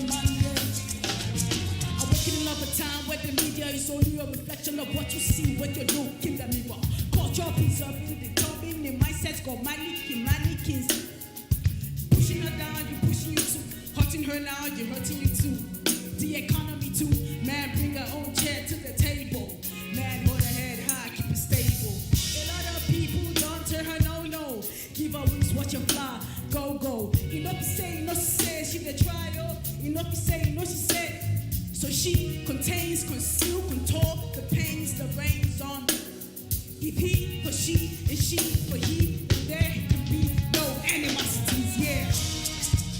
So gifted, big dreams. Monday, Fina, give her wings. So gifted, big dreams. Monday. Gender equity is not a woman's issue. It's a business issue. Say yes at the altar. Get it. She the trial. God roots what your fly. Go. Man, bring her own chair to the table. Man, hold her head high, keep it stable. Bring her own chair to the table. Hold her head high, keep it stable. You know if you say no, she says she can try it. You know if you say no, she says she can try it. Man, bring her own chair to the table. Man, hold her head high, keep it stable. It's Shona, the catalyst.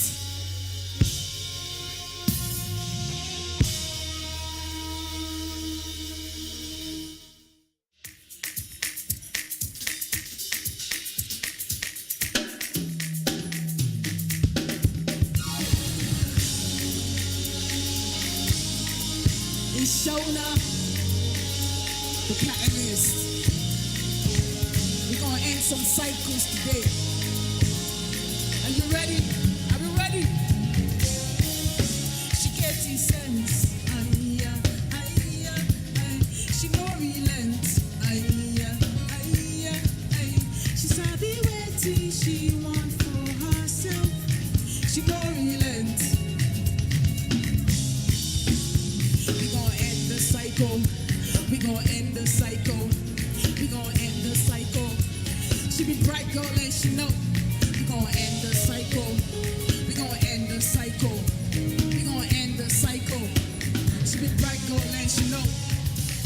Bright girl straight from Nigeria. She gonna make the future brighter. But the Lord no favor her. The Lord no favor her.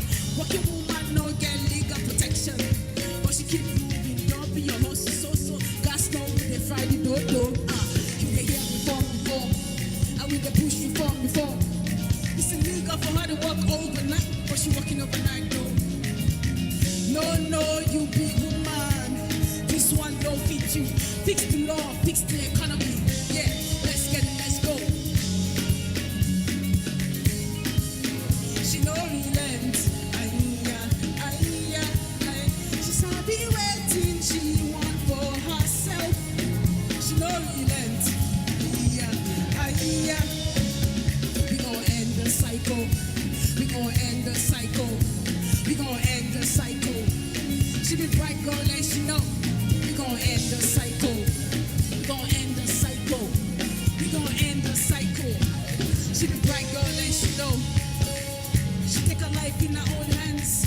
She walk around with the face max. When she go in a place, no doubts, no doubts, no doubts. Incredibly gifted, them no fit. Killer things. She gonna be different. The street beat. Take her wings. Woman come in like a doctor. Turn your light up, power to the king. So many people don't tell her no. That the government they fry the dodo. So many people don't tell her no.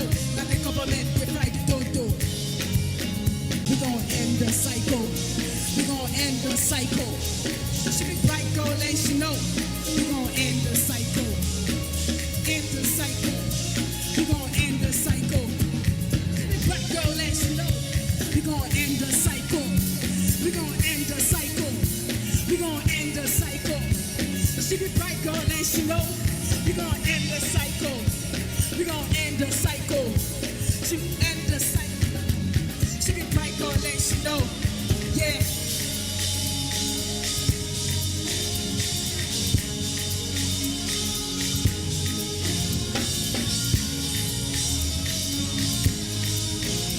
We gon' end the cycle. She be bright girl and she know.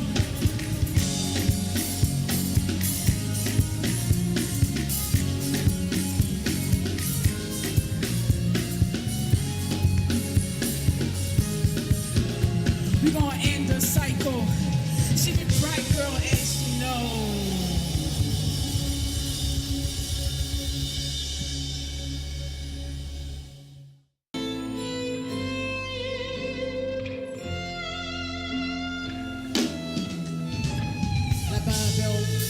Same language like Liverpool, you know we never write solo our goals. Much more than a hashtag, timeline and Instagram, Snapchat and Facebook, finesse to be the best. PE's competence, personal transformation is national information. Station in your station as an undercover agent. La Babel, speaking the same language like Liverpool, you know we never write solo our goals. Much more than a hashtag, timeline and Instagram, Snapchat and Facebook, finesse to be the best. PE's competence, personal transformation is national information. Station in your station as an undercover agent. Reformers arise. Reformers arise. Reformers arise. Reformers arise. It's shown up. The catalyst. Reformers arise.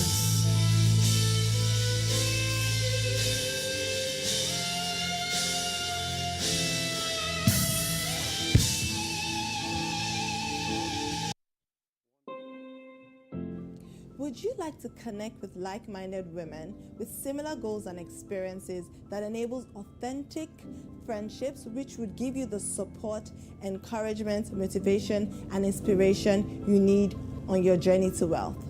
If your answer is yes, then kindly join us by signing up on thericherwoman.com on our Richer Woman Network, which is our tech-enabled community. You can also send us an email on info@thericherwoman.com. Please don't forget to follow us everywhere on @thericherwoman.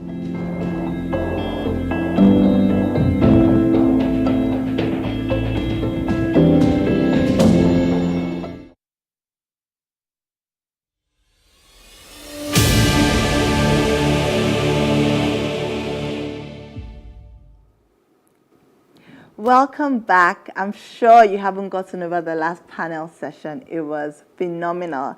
And guess what? We have another phenomenal panel session. In fact, I shouldn't be biased and say this. Maybe we save the best for last, right? But we're going to be talking about marriage and business. Yes, marriage and business. And we have some amazing couples, 2 amazing couples, and then, the surprise guest that I told you about. But, Mr. and Mrs. Ogunleye moved back in January 2009.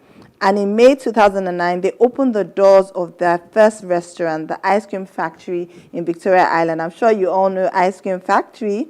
Approximately 9 months later, they also opened Yin Yang Chinese Restaurant, now rebranded as the Yin Yang Express. And they've been married for at least almost 2 decades, yes. Hi, I can see you guys. How are you? Thank you so much for coming. They're also very special to us as a couple.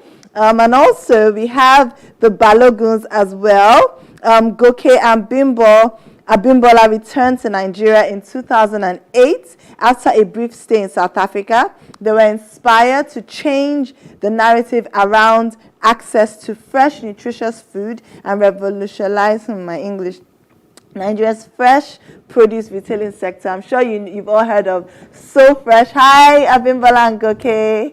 My people as well, my So Fresh people. See, I have a very balanced life. Ice Cream Factory and So Fresh. And then I have my husband, the crown of my head, Mr. Oshikoya here. We're talking about marriage and business, and he's like, he doesn't know why he's here. But this is family business, if you don't know.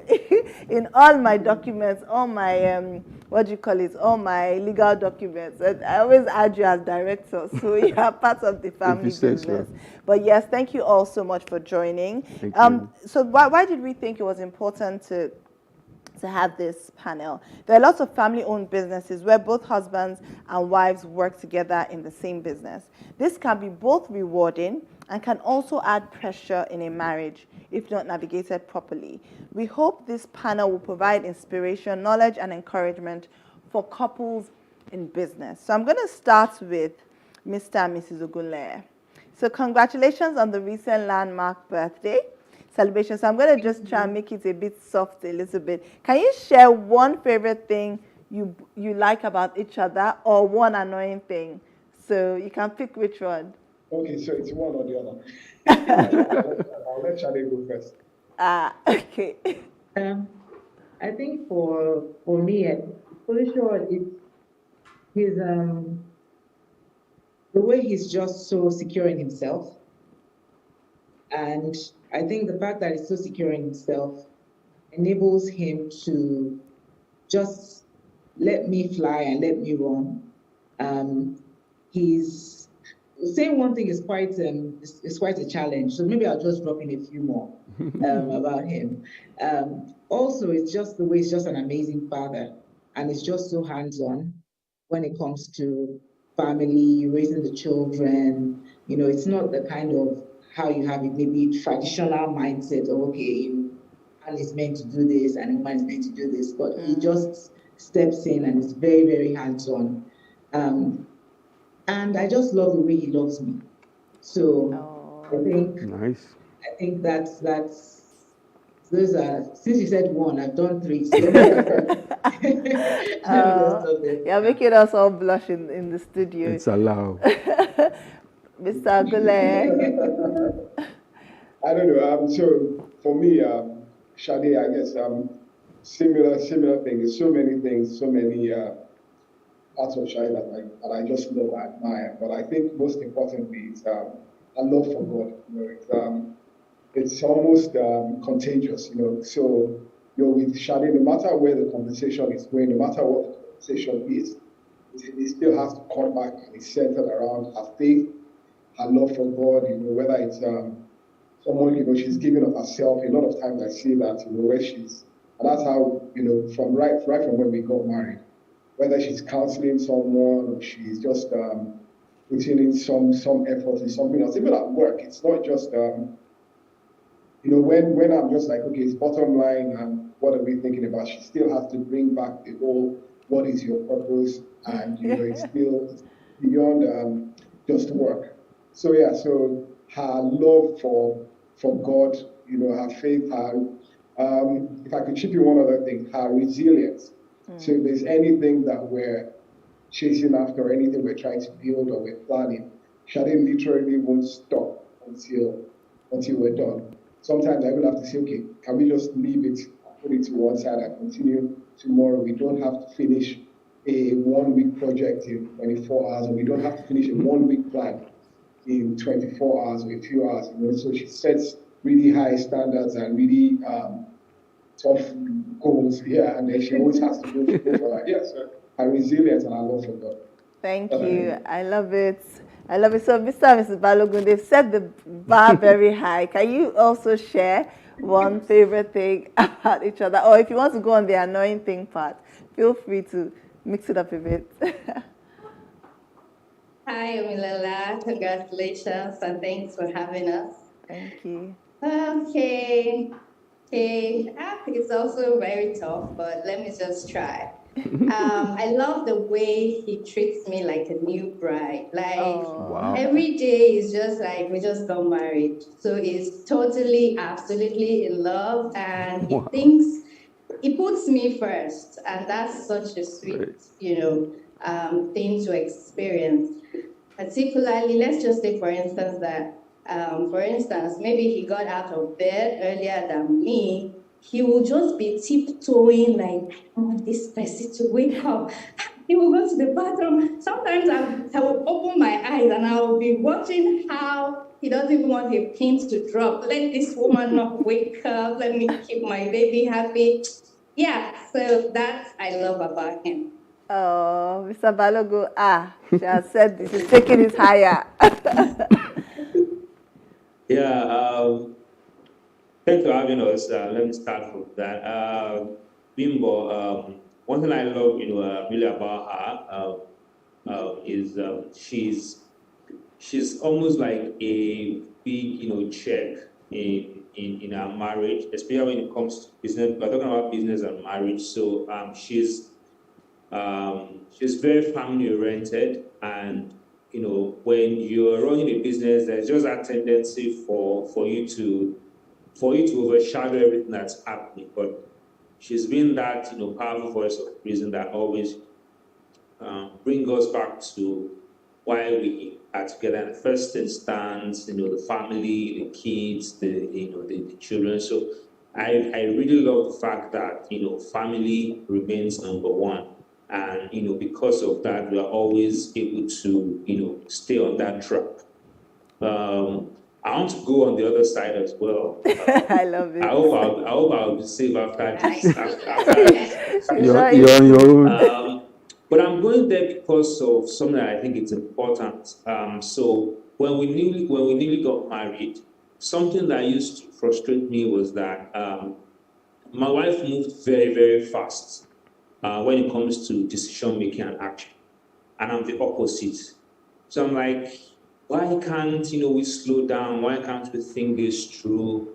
And then once she has set her mind on something, she's like, what we can do today, why do it tomorrow? And I didn't get that part of it. But what I'm bringing it up is it's now become one of the things I also really admire about her, because she's been able to kind of reoriented that part of me, and I also subscribe to what you can do today, why postpone it to tomorrow. It was something that was frustrating at the beginning, but just stepping back and see the positive side of it it's been very useful for us in business, in marriage, in making decisions and really making things happen. And it has now become one of the things I really admire about her. If I'm thinking about something, I want us to move fast. I just say it. My natural instinct will be to think and think and think about it. But I know that once she hears it and she believes in it, we have to move ahead with it. Extra chicken. I love it. Extra chicken. Please send to our house too. So I'm going to ask you, what's that one thing? You've heard the question. I don't need to repeat it. Well, how would I put it? That one thing. Do I start with an annoying thing or the good thing? If you want to put annoying now, it's okay. We're going back to the same house. With the annoying thing, then okay. Things will get better. Omi moves around like she's in a world of her own. Not as if she means to, but everything revolves around what she knows she wants to do to fulfill purpose. And that takes a lot of her time, not intentionally, but, and again, it now draws into the good thing I like about you, which is, you're very prayerful. You're very committed to what it is you want to do, especially after the experience we went through. I see the same thing from your working life when you started work at first. That same tenacity is what you're using for this, purpose-driven life and the richer woman and, what we're here for today. So that's what I like and find a bit annoying about you. Because I'm pushing you hard. But thanks. I think for me, for you, what do I like most? Or should I start with so that I'm not balanced it to be like, so you forget? I think the annoying thing, interestingly, the thing that I really, really was looking forward to when I met you, and you were so, like Felicia, Shade said about Felicia, not the traditional type of person. I remember coming to visit you when your mom had traveled and you had to take care of your dad, and I could see how you took care of him. I think you made amala, you made stew with like cow leg or something, and I was like, yes, that's the kind of guy I want to marry. Very hands-on, very clean. You like to clean, But now that cleaning thing, and it's not just you. You have now reproduced yourself in your offspring. You've now reproduced yourself in your offspring. So it's almost like there are plenty of people in the house. Everybody cleaning. Now is a lot. But I think the thing that I love most about you is, I'll say two things. You are my greatest cheerleader and supporter. So even like this, you have things to do. You are very busy, But and that's one of the things the girls said on your birthday, that Daddy is always there. If I'm doing a conference, you're always there. People see me here, for the last 3 days, but I've really been out of the house, even though I go home every evening. But what the kids will eat, pickups and everything, you are there. You're super supportive, and I love that. My greatest cheerleader, and the fear of God. I love it. Oh, I love it. I love that part about you, the fear of God, because I can report it to God, and I know that He'll just give you one dream like this, and you tell me. But I'll do the same. Exactly. So I wanted to. It was important for me to ask these questions because I know that there are younger couples or younger singles, listening, and you need to take note so that the kinds of things to look out for in a spouse, and you know that, okay, this is a red flag, this is something that I want. So I hope you've taken notes.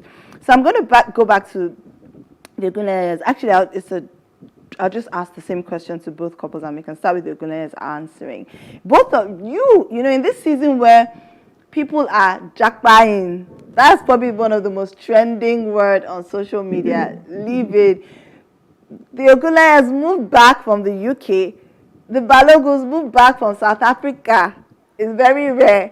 Moved back, and you've both started businesses. The Ogunleyes, you started the first, gourmet, ice cream restaurant in Nigeria, and you've gone on to even do, it's just, and with Yin Yang and so many other things. And, with the Balogons, essentially, I would say the indigenous healthy food chain in Nigeria. So you both came and started in an industry. You were pioneers, actually. You're both.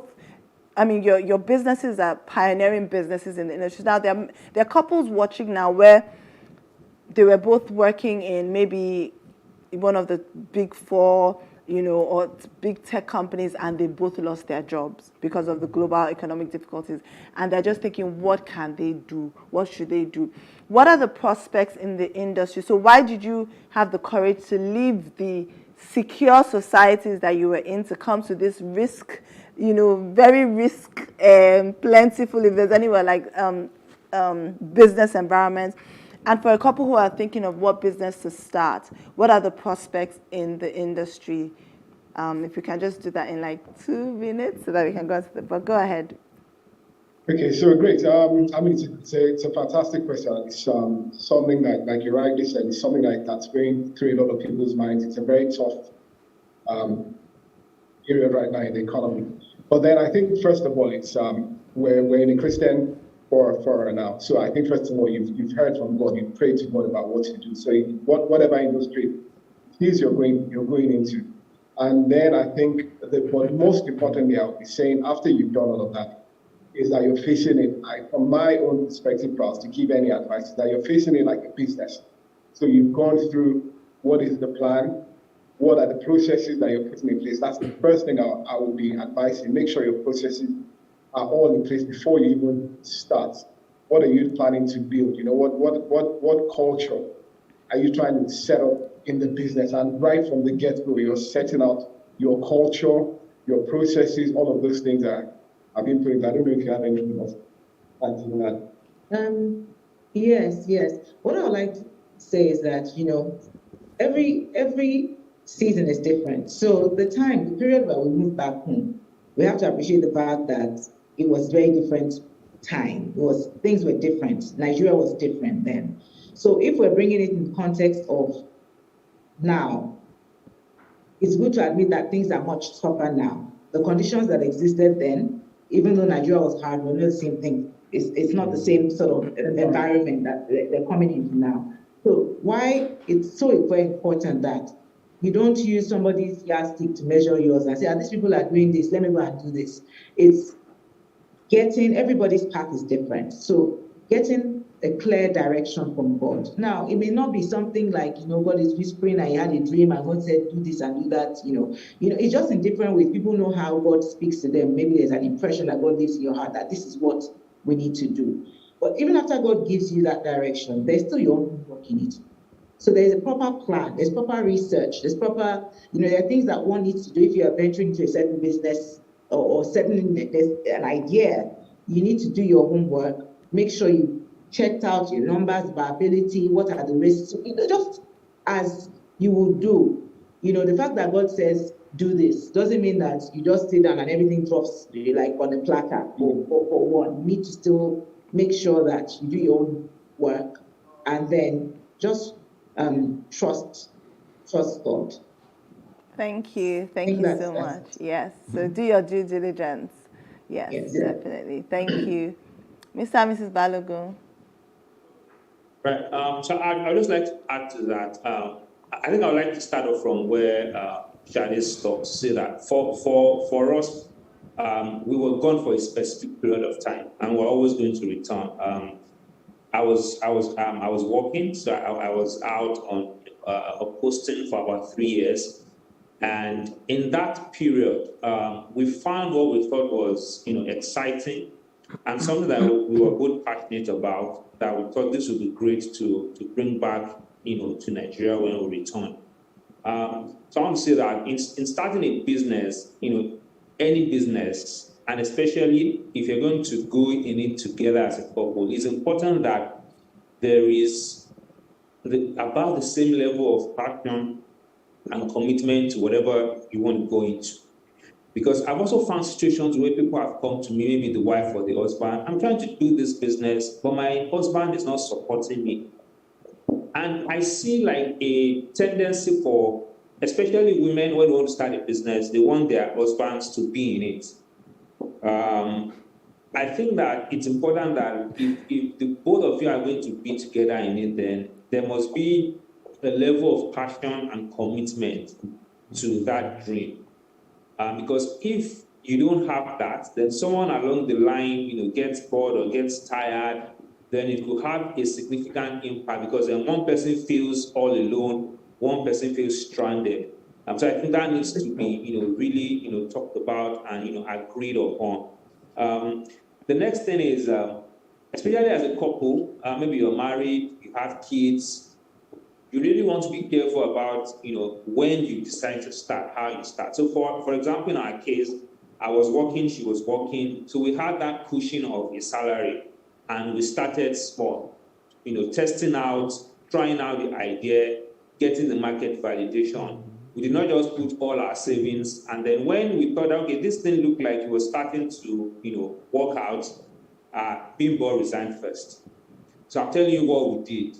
Bimbo resigned first, and she faced the business square on. Then I stayed back with still the benefit of that cushion. Then after about 6 years, I now joined her.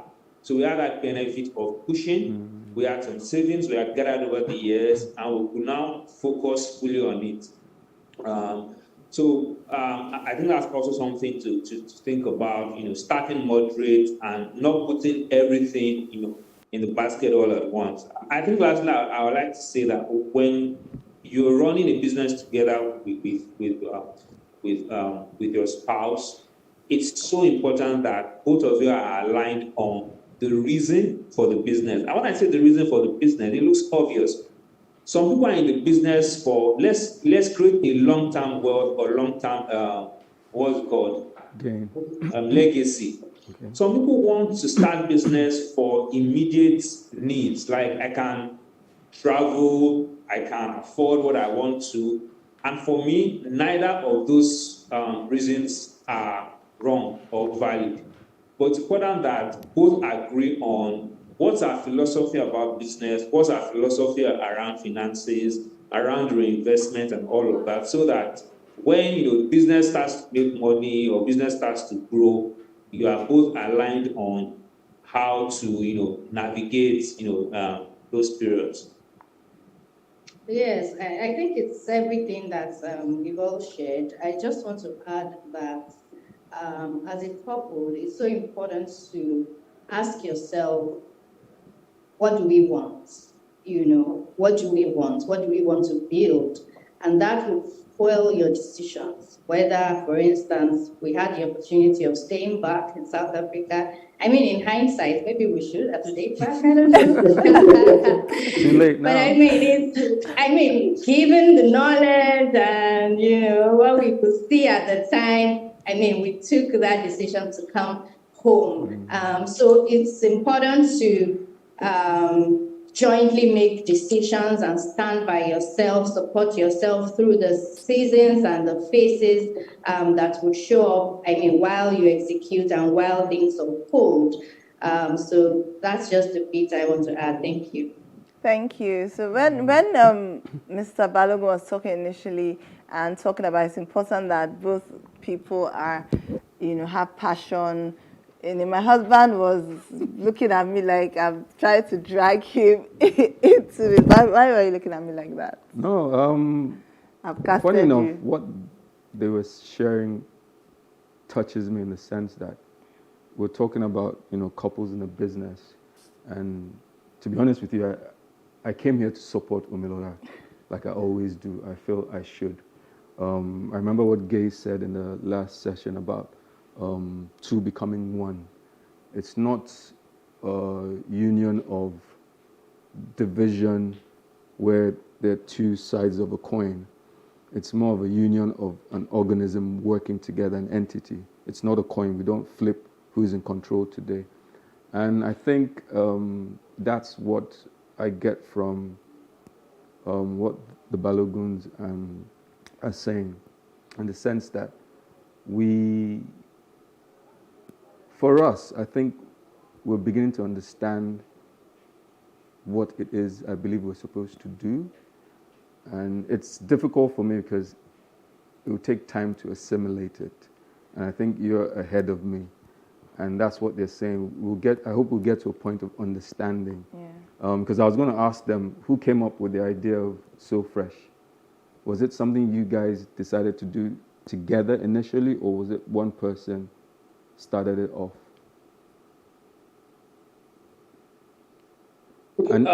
So I came up with the idea, and then I shared it with her. Like, what do you think about this? And the response was instant. Like, this, I love it. This is great. Let's do this together. Honestly, I was doubting that idea. If she had said, "Oh, she doesn't think this will work," and all of that, probably I would not have done it. But it was immediate, instant connection and passion. And then from day one, planning everything, we were just in it together from the first day. Wow. In fact, at the point in time, like I said in my opening, she was not the one pushing, like, "Okay, I'm not doing this thing again. This thing is slowing down. Let's go." In fact, I used to do 2 weeks on, 2 weeks off. I was working in the oil and gas industry. And then I went offshore for 2 weeks, and she called me that she has found the shop. She was the one that put the I found the shop. When you come back, we're going to check it. Yeah, wow. I love it. I think, yeah, okay. So sorry, I was going to add something. Sorry. Yeah. I know you're supposed to be interviewing us. It's okay. But, we're here together. I was going to ask the same question to Folusha and Shade, because I remember their story about how they wanted to start off. And, based on what they said, Folusha had been thinking about it and Shade had been thinking about it. I remember they explained, I think we were discussing at one point, and they spoke about how unintentionally they had prayed on a particular day, and when they got home, they had prayed for the same thing, and God kind of put everything so should we ask in them motion. What? Yeah, exactly. Yeah. Because I'll never forget that story. So what happened was we knew that we always wanted to come back home. That was already a plan. So we were like in agreement when it came to that. And we knew we wanted to work for ourselves. So what we did was we didn't know what we wanted to do. We weren't sure. So that was what we said we wanted to. So I'm just giving you a short, condensed version of the story. And so we just prayed. We said to take a period and just fast and wait on God and pray for direction. And at that time, funny enough, we had been thinking about exploring just different ideas, doing research and all of that. And on this particular day, Folusha was on his way back from the station. He was walking from the station, and as he was praying, and God, the Holy Spirit told him, "What about ice cream?" So he thought, ice cream, because it was something we thought about, but we were dismissed because we're thinking of the franchise route model, And he said to himself, "God, if this is you, when I get home, let Shade confirm that this is." But let Shade confirm, not when I get home. If this is you, let Shade confirm, this thing you're telling me. And then I was actually on the computer when he got home, and I was actually in the middle of doing some research on some other gadgets or something wanted to bring to Nigeria and something. And then the Holy Spirit said ice cream. So I just asked him, I said, "Folusha, what about?" Wow. And so it was just profound, and God took it from there. But one thing I wanted to add, I was actually going to chip this in, is that yes, to become one, but not every couple is called to work together. And there's nothing wrong with that. It's no reflection of the strength of marriage, right? So it's not everyone that has to work together as a couple, right? And because, you see, when God has called you to do something, there's grace for that journey. So if you have been called to work together, there's grace for that journey. If you are trying to, people are working, let's also do whatever, it should just be somewhat tension and friction. So not everyone has to work together. And there's no reflection on how strong their marriage is. I wanted to just put that in as balance. I think that's so powerful. I think that's so powerful. Thank you for sharing that. It's not every couple. And I think for us, I think it's more, ours is more ministry. So we know that we do like a married ministry. But because for me, and I think I found it difficult, ministry, but then you're saying business, right? Because I'm also on a journey with God and is transitioning to that. But we'll talk about that one later. But okay, so I want to ask about personalities, right? Because, and even going back to what the Balogun said about, Bimbo was the one that picked up the phone and I found the shop, that kind of thing. I think for us, I always say that, and I think it was Amasa that said that we're like fire and water, right? So Benga cools me down because I'm fire. Once I get an instruction, I follow, as some people say, I follow God blindly. I can, faith or courage, but then I fire him up. So his water, I fire him up. So in terms of your businesses, do you find that your personalities actually complement each other in business, right? Does it help? Are your different personalities, does it actually help in terms of even growing your business or operating your business? I don't know if that you understand the question. If both couples could please share. Okay, go first. So we concede now. You go first.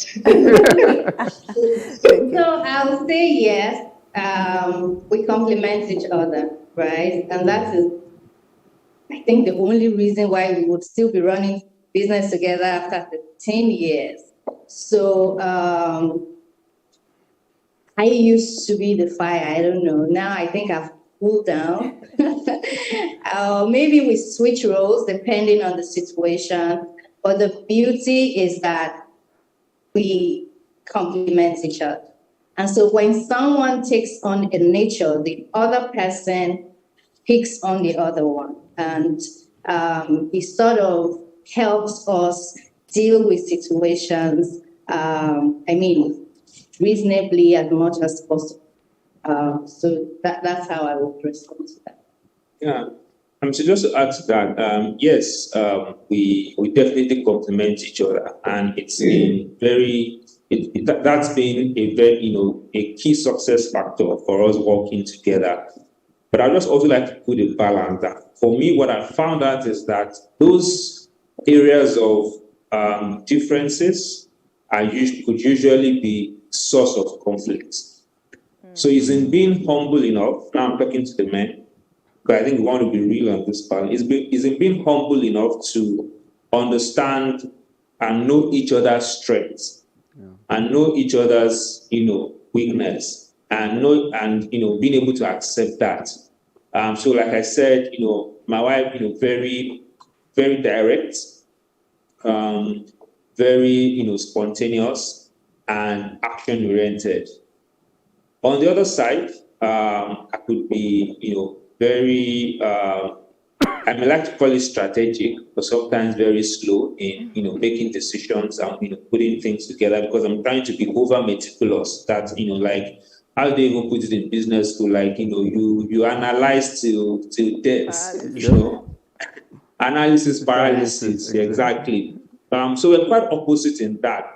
At the beginning, it used to be quite, annoying and frustrating because I didn't understand it. But in being humble enough and trying to say, at the end of the day, it's about the same mission, the same purpose, the same focus. So once that was clear, even if both of us were approaching it from different perspectives, we know that this person is approaching it from their perspective, we are approaching it. Now she said maybe she's cooled down. I don't think she's cooled down, but we've kind of closed up in terms of the differences. So I'm more spontaneous, I'm more action-oriented than I was, when we started. So it really helped us, work together. And, in business, for example, sometimes you just need to be direct, especially when you're dealing, for example, with a team of people, and you can't always be, so it helps us balance, both sides, depending on the business situation. And because of that, early on, we understood, okay, this is where your own strength lies, and this is where my own strength lies. And it was based on that, we actually, had created shared roles at the beginning. So you are good at this, your temperament fit this, your personality fit this, so do this. You are good at this, and then you do this. So, that way, everybody was operating from an angle of strength and really helped us thus far. Thank you. Mr. and Mrs. Ogolaya? Yeah, so I mean, similar sort of pathline. I mean, I think once when you've been running a business for a certain period of time, you start to know, okay, this is this person's strength and this is this person's weaknesses. So very early on, we were able to then define what whose roles are. So very easily you would find that if there's certain issues coming up, depending on what the nature of that issue is, there's somebody that is gone to try and find a solution to it. So if there's something wrong with, say for instance now, a recipe or something to do with, we're building numbers, we're looking at our numbers. Yeah, I mean before, but the primary person is Shade. Shade is the numbers person. She'll run the numbers, she's very detailed, very meticulous in seeing that. Now, if it comes to things operationally, immediately there is a line of who handles the operations, who handles what's happening in the business and what needs to be tweaked or what needs to be fixed. So I think it's very early on, quickly defining what roles are, whether it's through an organogram, whatever way, as simple as it may be, whether it's through an organogram, what reports into that person, like in any other business. So in certain ways, we sort of take it away from just being, I think one thing I really don't like, especially if somebody comes into my office and then the first thing that they're saying is, it's a husband and wife business or it's a family business. I really like it to be, I think Goki said something about that, whether you determine what sort of business you want to have, whether we're looking at it as a legacy business. So it's not really so much about, it's Oga and Madam's business. It's really what is each person's role. And everyone has their clear, even outside of both of us, there's still the decisions that will be made outside of both of us that doesn't even have to come. So you're trying to build those systems and processes into it. And I think that's what keeps driving me. Where can we put in systems? What is weak? What can you sort of improve on and work on? I don't know if sort of touched on. Yes. The other thing I just wanted to buttress on was this thing of I don't know. I'm not the one to be talking to the men, but I will just chip it in. And I think really for husband and wife, the ones that I find thrive well, or in terms of the dynamics of the relationship, are those where the men don't feel intimidated by the wives. It's not like in a sense where you're in competition with one another. It's very, very easy, especially within our cultural context, where you find, are you competing? Are we in for the same? We're in the same team. We're trying to achieve the same goal.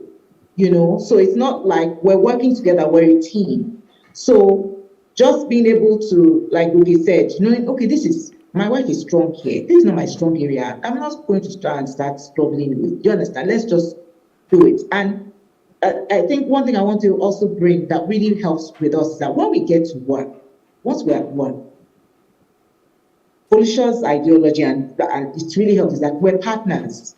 We're on equal footing, right? Yes, ultimately there needs to be there's a boss that is right. You can't have two heads, so he's the ultimate boss. Do you understand? But we know that within the way things work between both of us, it's not like he doesn't do I'm your boss. Do you understand? Even though we all call him boss, it's like we're equal stakeholders in this thing. So it's not the wife, you're meant to submit. I said this, it's like okay, we're just business partners. And that's how it plays out, and it really helps, So I wanted to just add that. That's fantastic. I like that, and I think that's how we also need to see marriages as well. That you're both partners in a marriage, even though there's a boss, the man is the head, but you're equal partners. And I wanted to ask about conflict resolution, right? Because in marriage, you have arguments, right? And sometimes you have an argument and you may not want to talk to the person because you just need your space. But you may say, okay, I'll see him in the evening. Let me just have my day. But when you work together, you have to see the person, in the office, right? So what is your conflict resolution strategy so that you also don't take home matters into the office and people will know that, Oga and Madam, they are fighting today.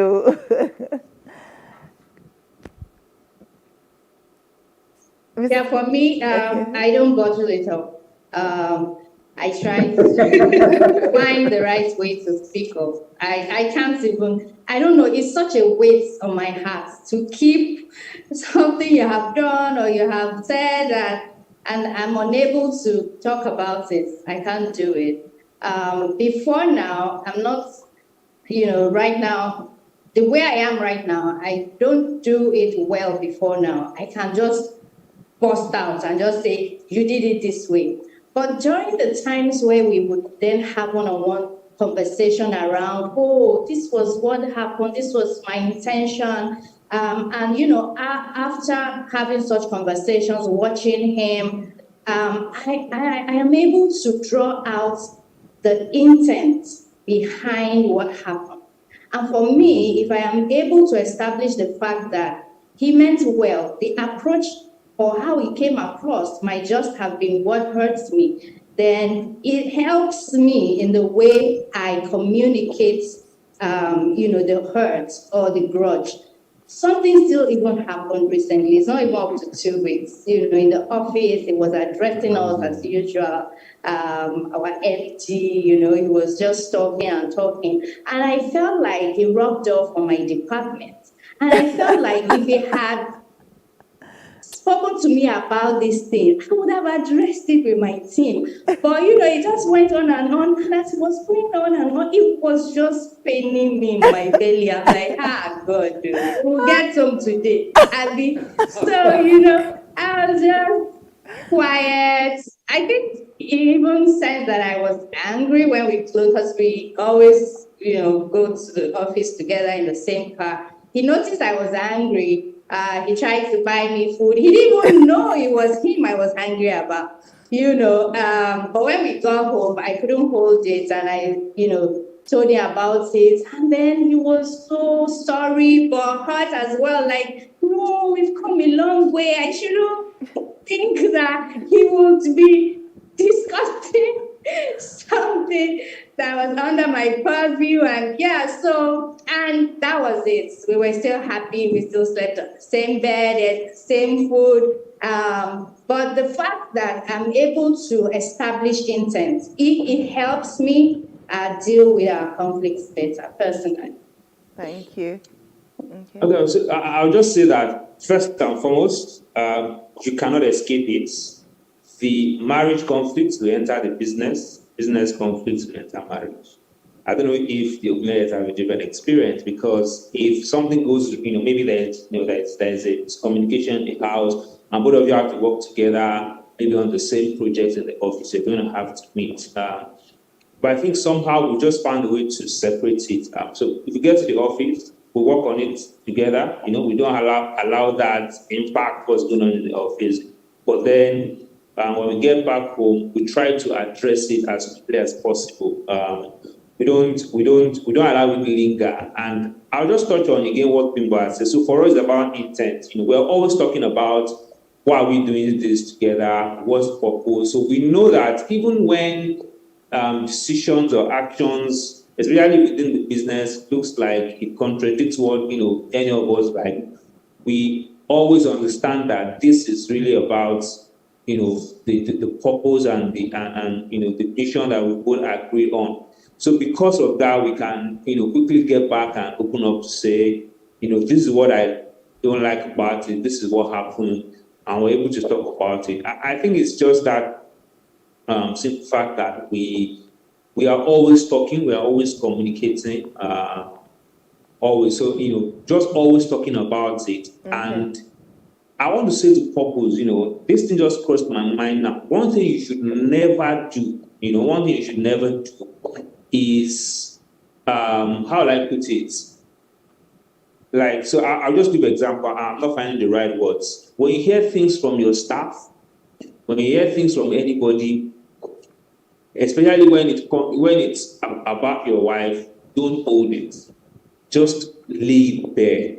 Because if you're not careful, all those side talks can come in between both of you. So I think just being very open and always communicate and even over communicate. Don't allow things fester. Just bring it up. And over time, you get to really understand each other, and that working relationship just gets better and better and better over time.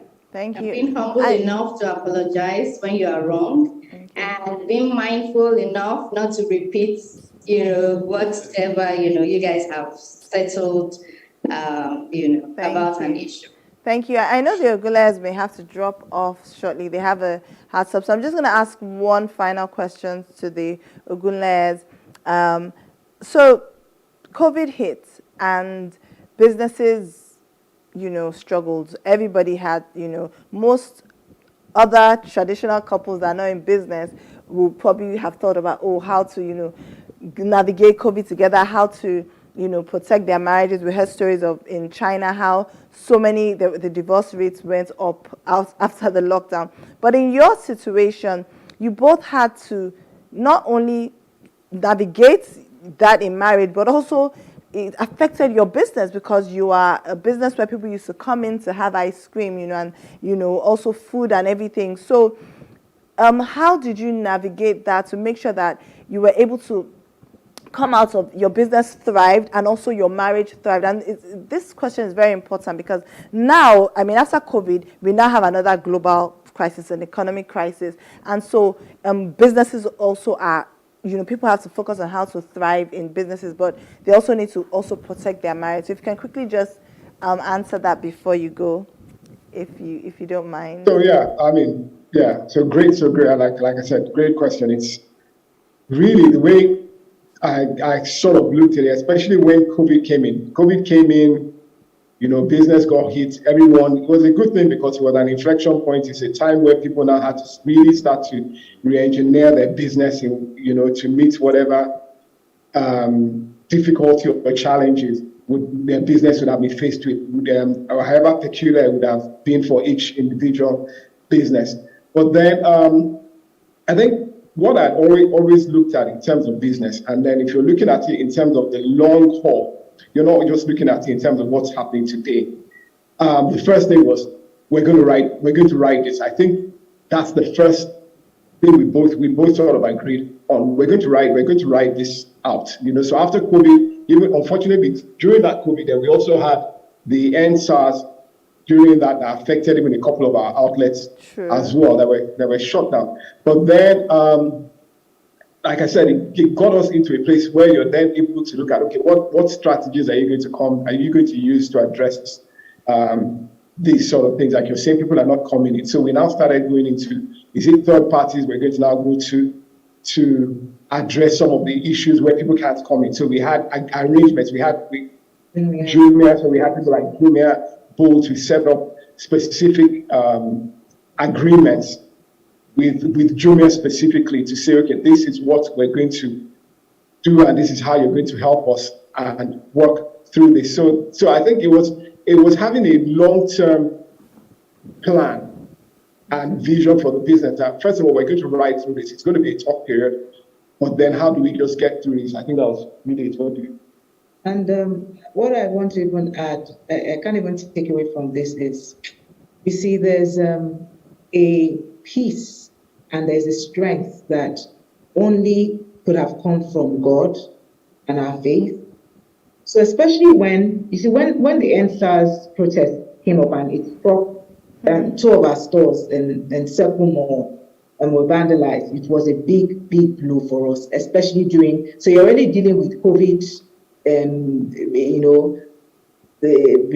effects of COVID, the impact of COVID on business, and then that happens. And those were 2 stores that were actually contributing a significant amount to the whole our portfolio, that kind of thing. Because with businesses, let's talk about our own. You have some stores that maybe are really struggling, and you have ones that these are the ones like, okay, one of the cash cows. That was what Circle Mall represented to us. And I can remember when that happened, and staff when they said, as they were calling us, this is happening, they are taking this, they are looting, they are doing this, live reports, they are carrying this, they are carrying this machine out of the store, they are carrying this out of the store, and I just went to God, and God gave peace, because I was like, God, ultimately you are provider, you are source. And you're in control, you'd never lose control. So if you allow this to happen, then it will be good at the end. I didn't know how.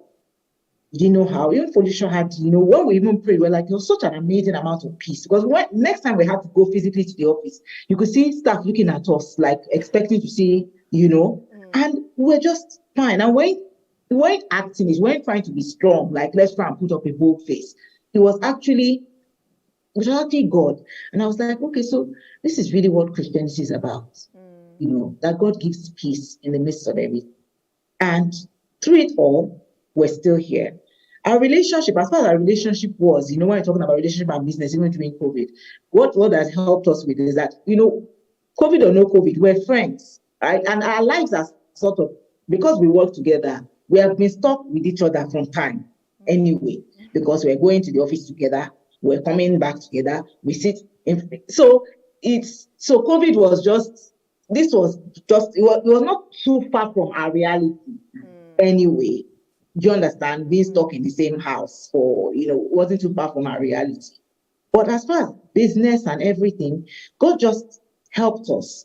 And, and we just found new ways, the online avenue, deliveries. We had to build up on our logistics in terms of delivery. COVID changed the whole way we looked at our business, because people now, after COVID, customers and preferences sort of changed. People are more into convenience now. People don't really like to go out as much as before. You can see Netflix and cinemas, that was COVID. Things just sort of changed.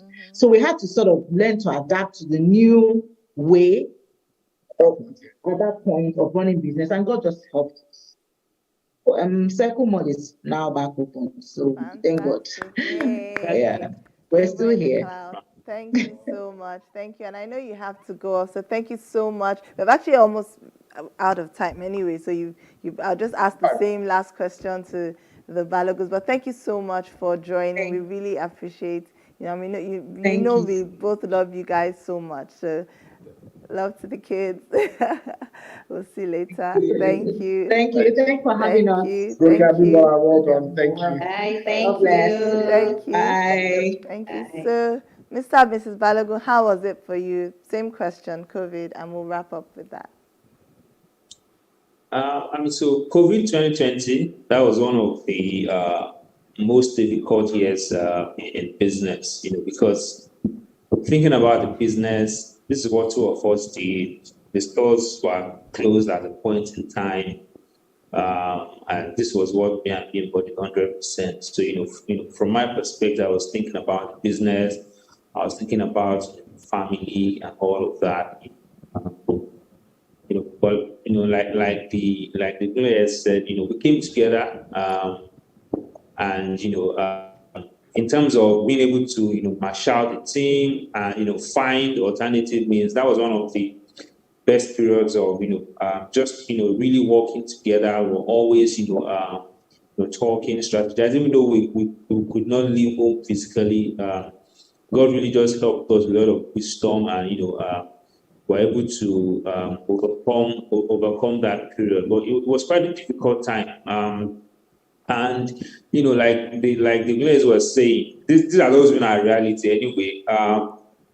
We're almost always together, maybe 98% of the time. So it was nothing different for us. I think it was even so good because we made a baby during COVID. And we got the result in 2022. Something we've been waiting on God for a long while, and then it just came that year. So it was it started out very very difficult and challenging. And just thinking in terms of it's almost like this is all our eggs are in, and if this thing takes a turn for the worse, what's going to happen? So there was a bit of anxiety. But again, the strength of two people really helped us to navigate that period. Bims, Well, would yeah, you like to add to it? you gave birth to yourself, really, because she's so adorable and she looks exactly like you. Thank you.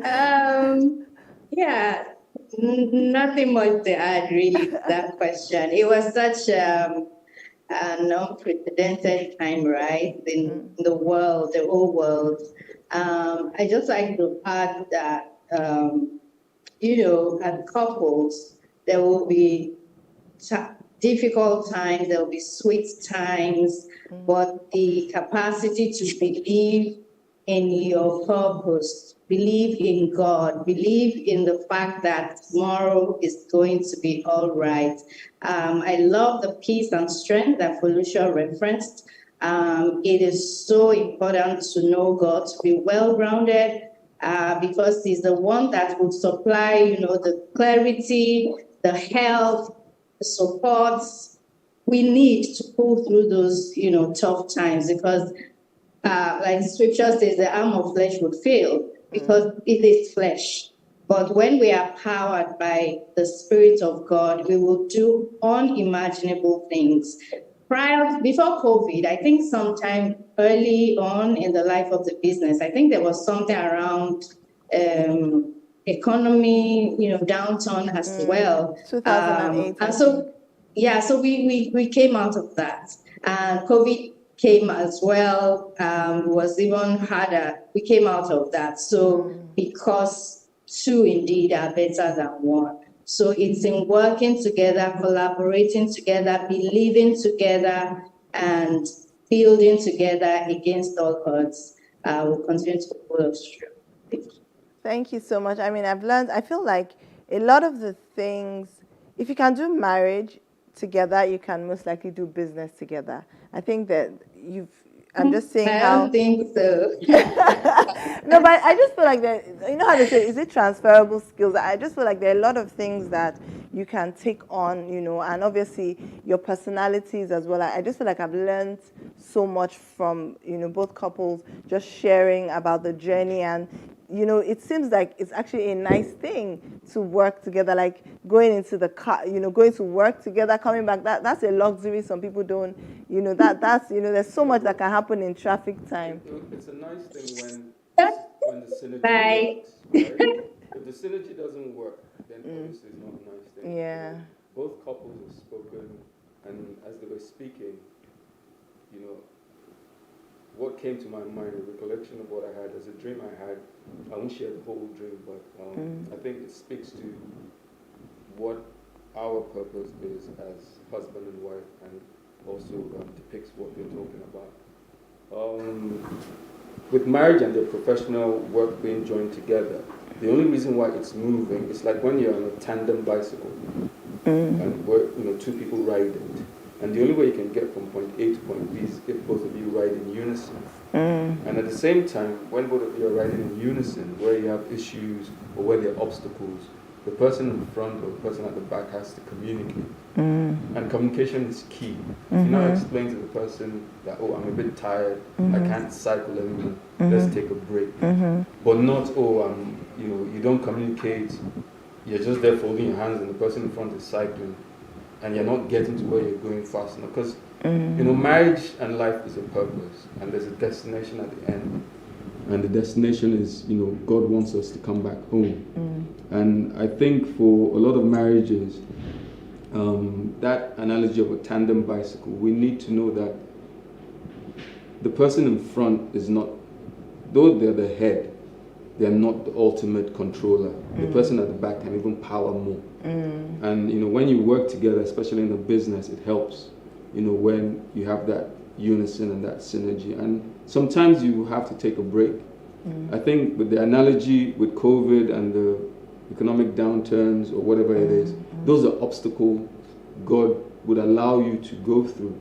Sometimes as you're riding together, sometimes you have to park on one side, get off, like the Baloguns, and have a baby.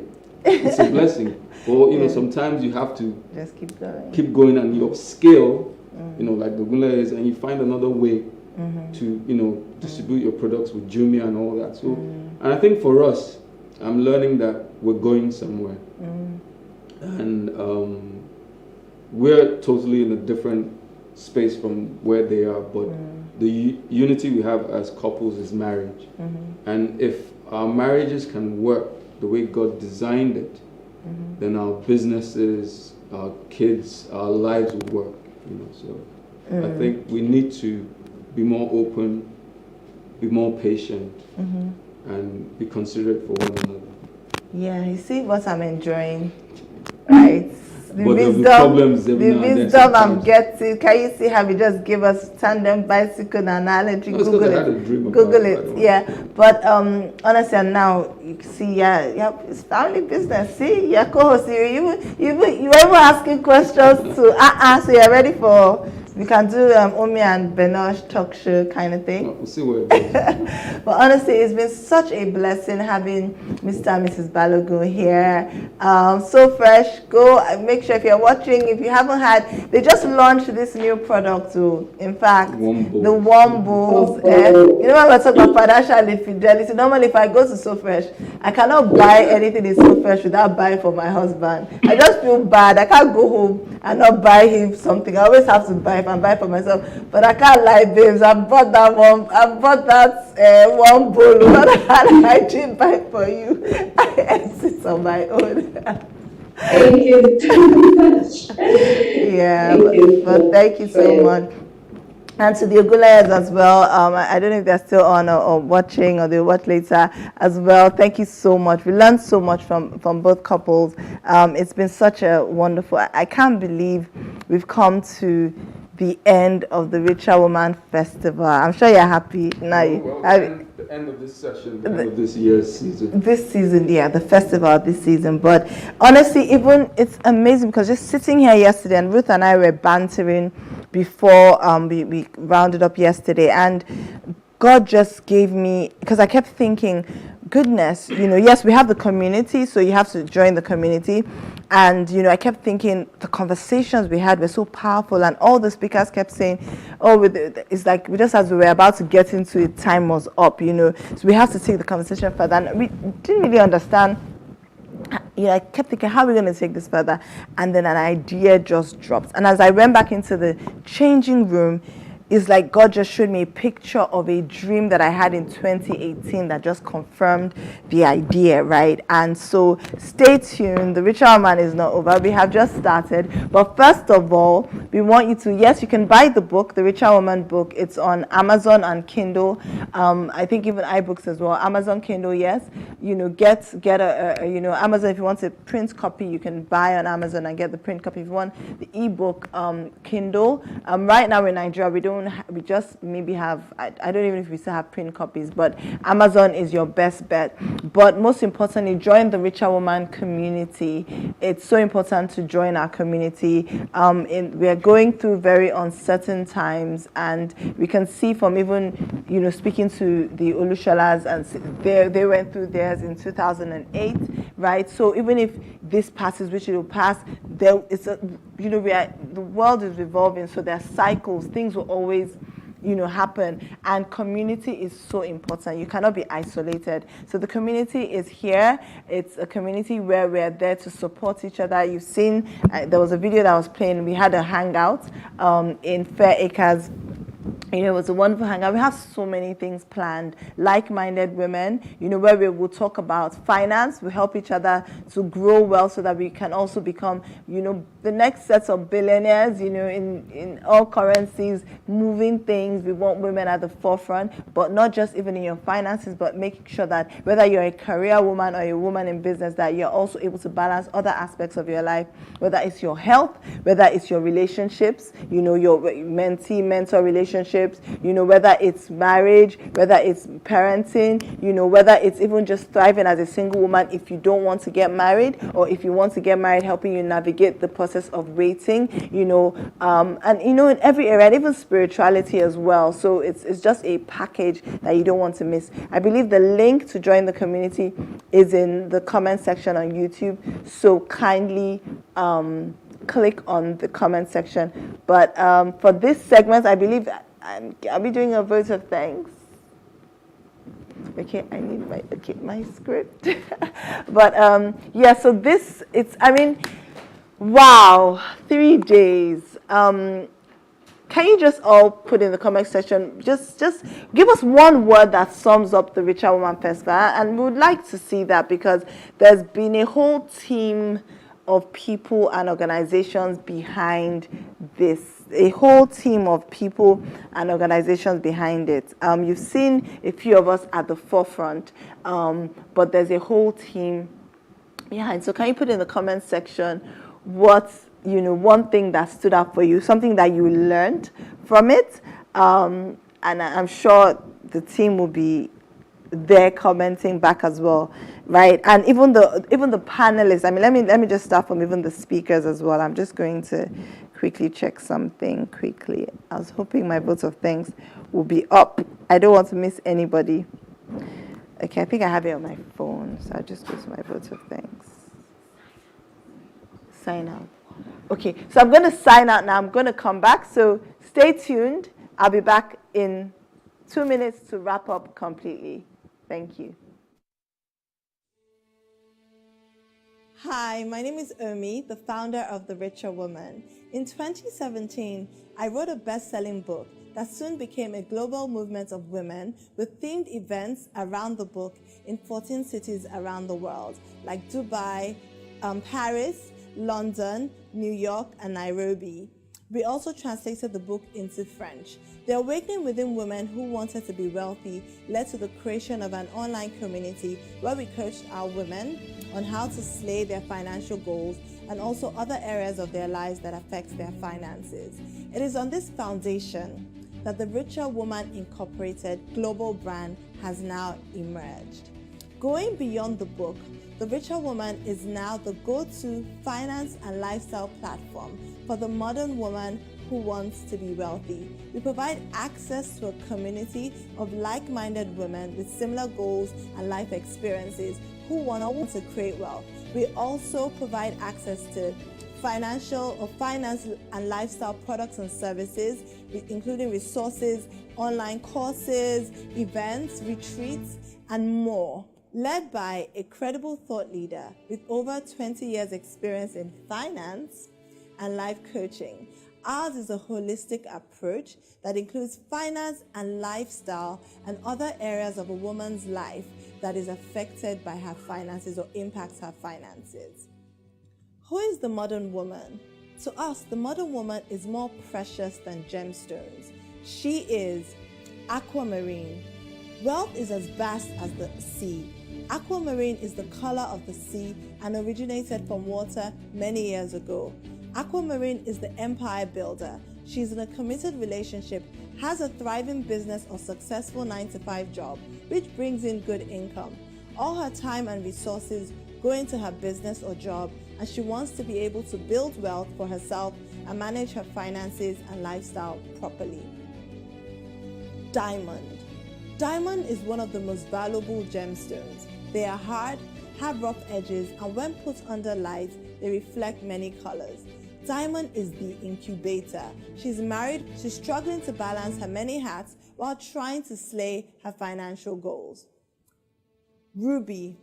Ruby is one of the most valuable gemstones. The largest rubies are actually worth more than diamonds. Its scars also validate its authenticity. Ruby is the explorer. She's not married.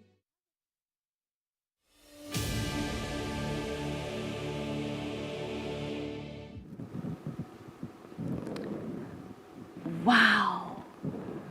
I would really, first of all, like to thank everyone in the all our audience for watching. Thank you for watching. Thank you for staying with us for the last 3 days. For those in Nigeria, thank you for spending your public holiday with us. We've seen some of the comments. You guys have been so kind, even when there were glitches here and there or delays. You've just been so gracious. I want to thank all of you. Thanks to those who have also even started signing up to our community, those in our Telegram group. Thank you. I want to thank our amazing speakers and panelists. Wow, did you see our lineup? Over 60, I think we're about 80 in total or even more. Women and the men. Just look at the lineup. The CEOs, senior executives, women, chief family officers, women who took their time. Some of them had to wait, delayed, but they took their time and they showed us so much grace. We even moved the dates. But in fact, we even had a lot more women. There are about 10 other women that couldn't make it. Not because they didn't want to, but some of them were even flying at the time. But just so much grace. We want to thank our speakers, panelists, our moderators as well. Thank all of you. From different time zones. Some people dialing in from Canada, so you can imagine what time that is in Canada, but they came on time. We want to thank everyone. I want to thank Boma, Shona, the catalyst, the performer. Thank you, our community members. Thank you so much. The volunteers. Wow, the volunteers. Thank you to all the volunteers that came.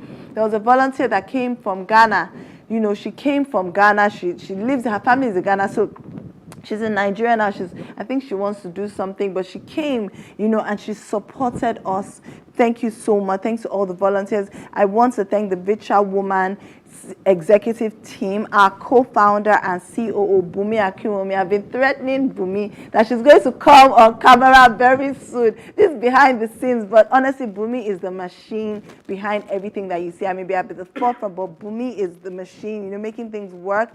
You've seen our amazing co-host, the host, the MC, who is also our Chief Technical Officer, Ruth. Amazing. Thank you so much, Ruth. And Adenike that you haven't seen. She's not here, but thank you so much. El Shalom, our community manager, the woman doing all the amazing things on social media, the administrator. Thank you so much. We want to thank our graphics designer. Do you see all those graphics? Man, we didn't let our guys sleep. Thank you so much, Shola of Bishop Fort.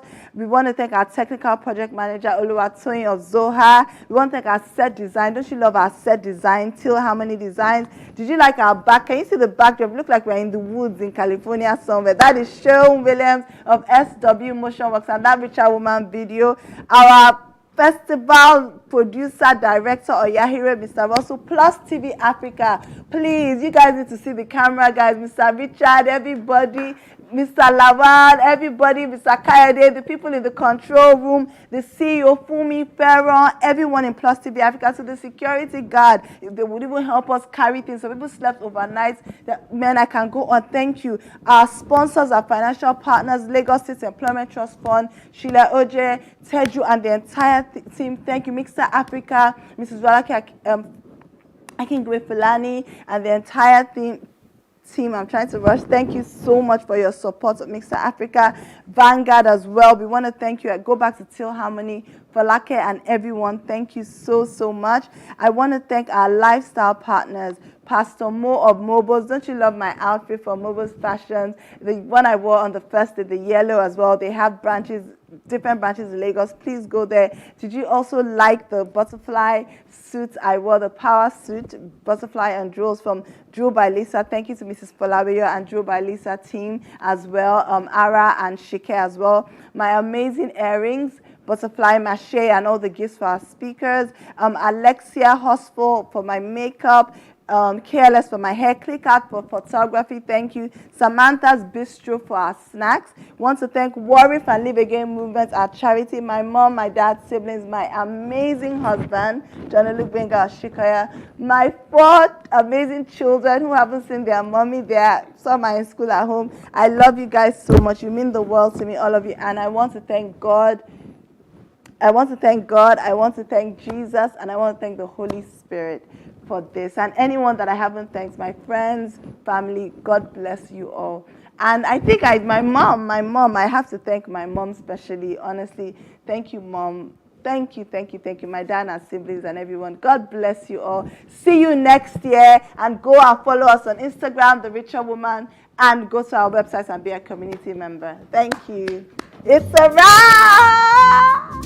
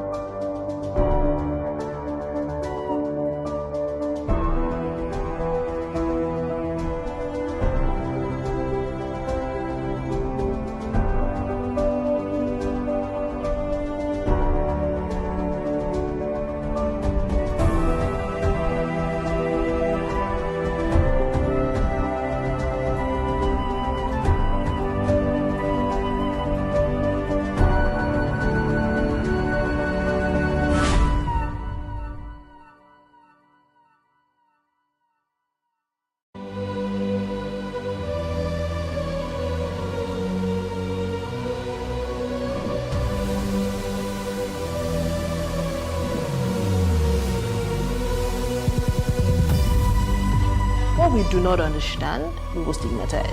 What you can see is the remaining of the tanker that exploded. The suspect equally confessed.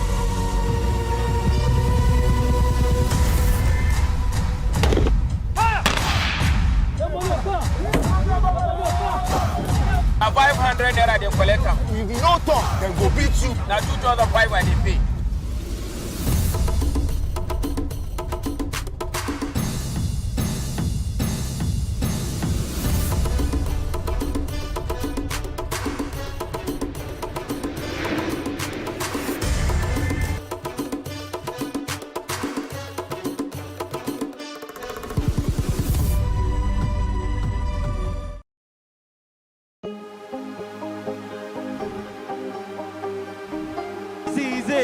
For upcoming artists to blow in Nigeria.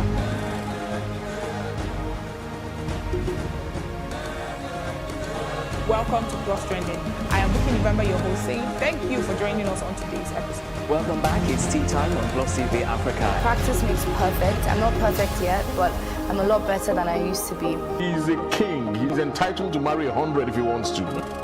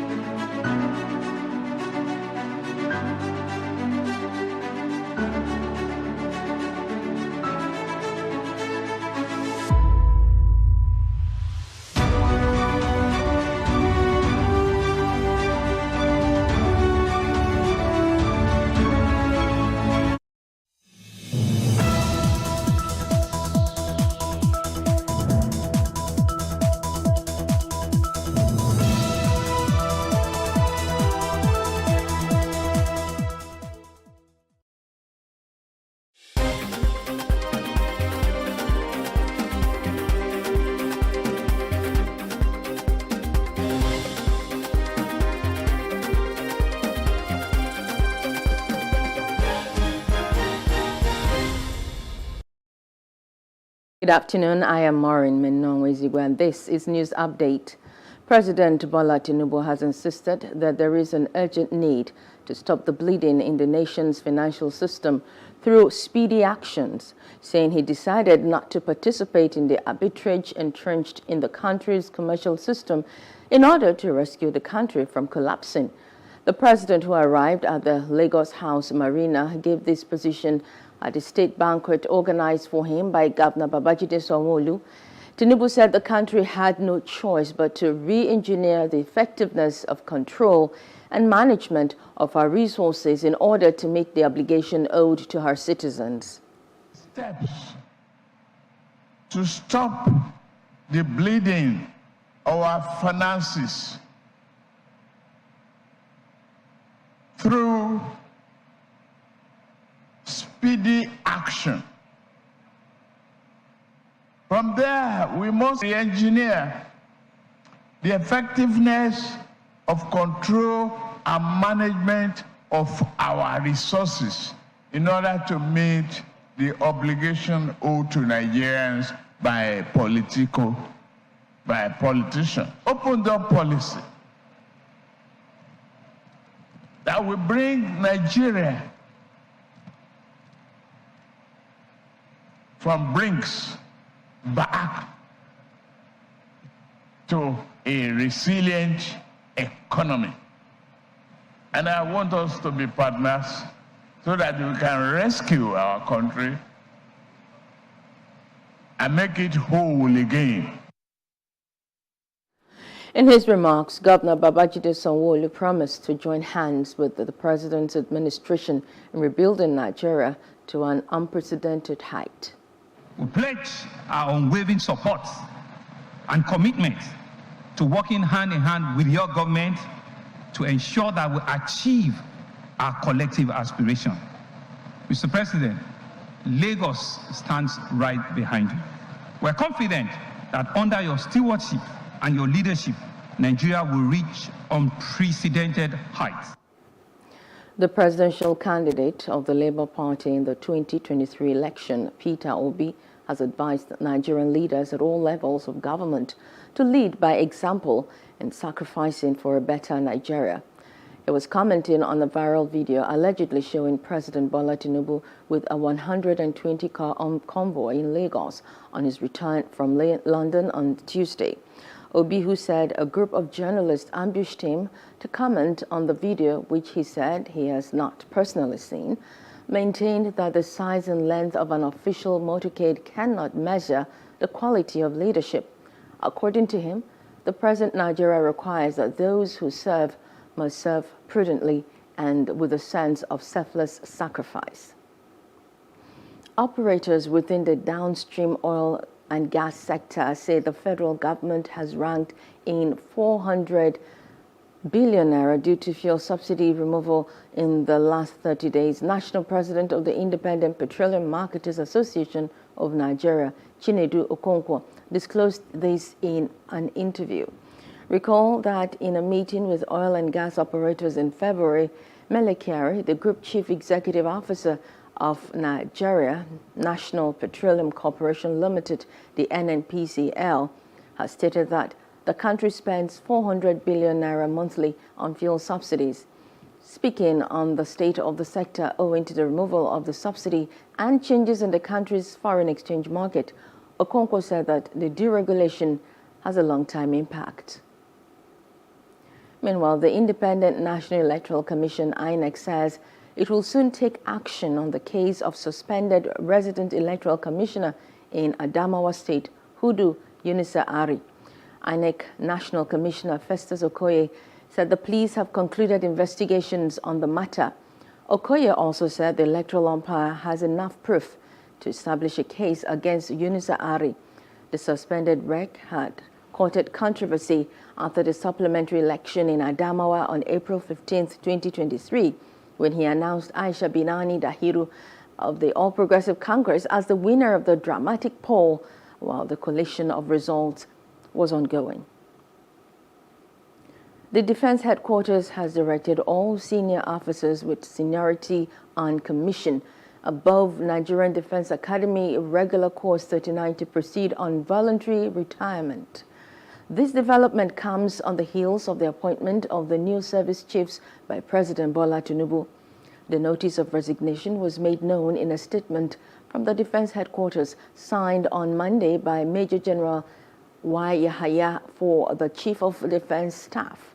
According to military tradition, senior officers are unlikely to take orders from their juniors. Thus, the new appointment necessitates the compulsory retirement of about 100 top officers, including generals, brigadier generals, air vice marshals, and admirals in the Nigerian Army, Navy, and Air Force from the force.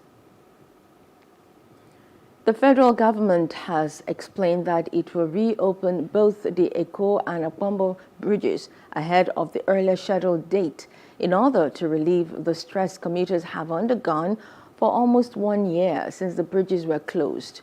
This was made known by the Director of Highway, Bridges and Designs in the Federal Ministry of Works and Housing, Omotayo Owosonya, while leading top engineers from the federal government team and Lagos State on an inspection tour of the bridges. Owosonya revealed that both bridges will now be reopened by midnight of July 9th, 2023, instead of the earlier planned July 15th. We have come here to urge the contractor to reduce 5 days out of the 15th of July. We are now going to open the bridge on the night at 12 p.m., 12 a.m. night, and by a minute after 12 on the night, the bridge will be open for traffic on the 10th. This will reduce the stress presently on other bridges connecting the island and Victoria Island. This contract is actually for 3 years, and we still have 150 bearings that must be changed. We will have intermittent closures, not long closures like this. Intermittent in a week, 2 weeks. This bridge and the next Eko bridge, there is still a surface failure that has not been addressed. It is not part of this initial scope of reopening the bridge. Extensive work still has to be done. The percentage completion is about 50%.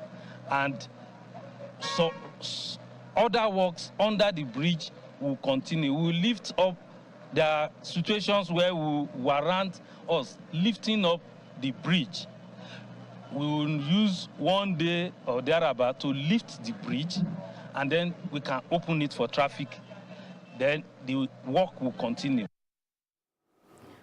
A British court has ruled that the UK government's plan to send asylum seekers on a one-way trip to Rwanda is unlawful, delivering a blow to the Conservative administration's pledge to stop migrants making risky journeys across the English Channel.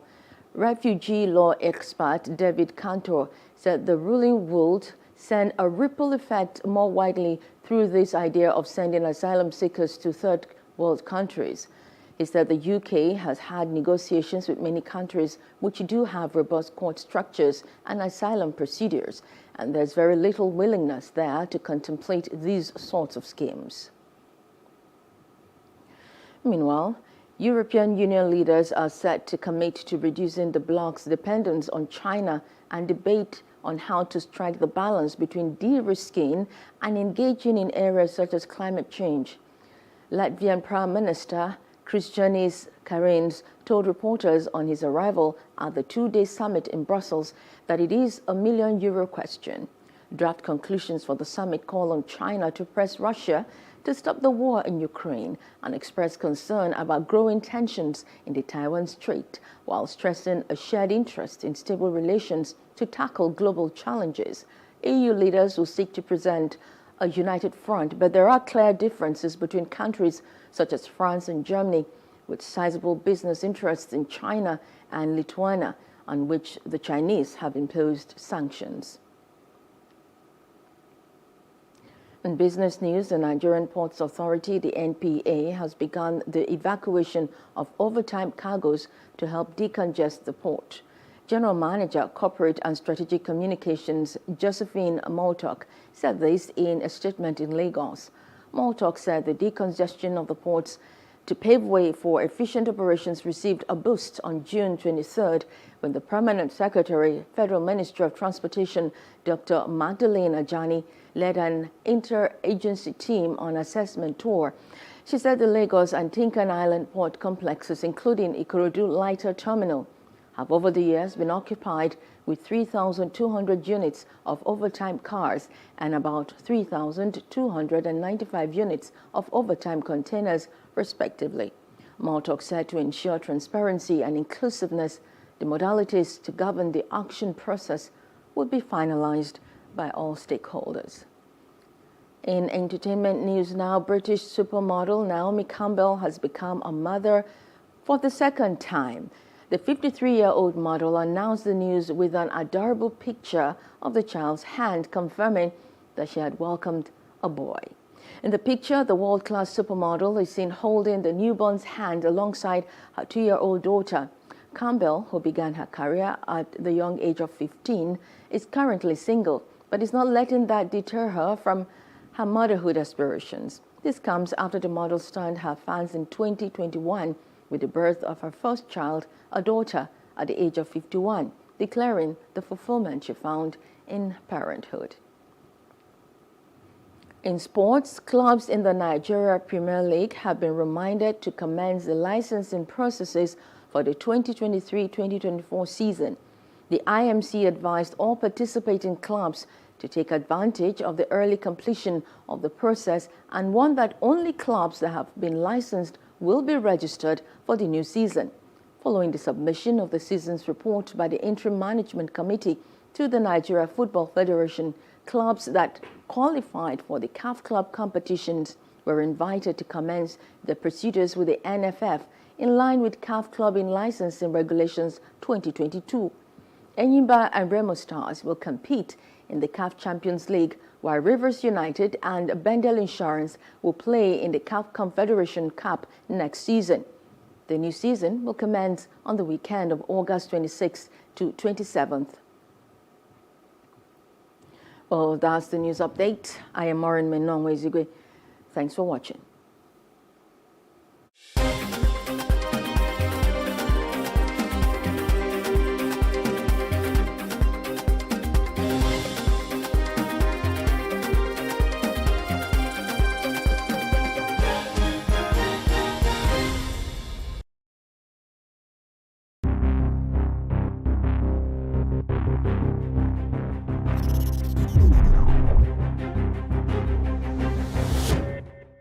An African girl somewhere is sitting at home, accompanied by dreams that seem so far away. Africa is one of the continents with the highest out-of-school percentage in education, and girls are at an early disadvantage. The sub-Saharan Africa records about 18 million out-of-school girls. This gender gap extends to the tech space with a projection of only a 33% global female workforce representation in tech firms for 2022. Let us help change the stories and numbers. Africa Agility's Project Train a Girl campaign is working to help train African girls in tech. You can donate as little as $2 or 2,000 Naira to help a girl in tech get her heels in the door. Visit www.africaagility.rallyup.com/PTAG to donate.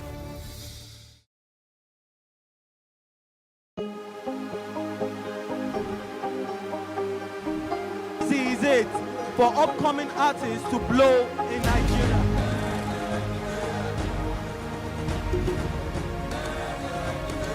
welcome to Plus Trending. I am Buki November, your host, saying thank you for joining us on today's episode. Welcome back. It's tea time on Plus TV Africa. Practice makes perfect. I'm not perfect yet, but I'm a lot better than I used to be. He's a king. He's entitled to marry 100 if he wants to.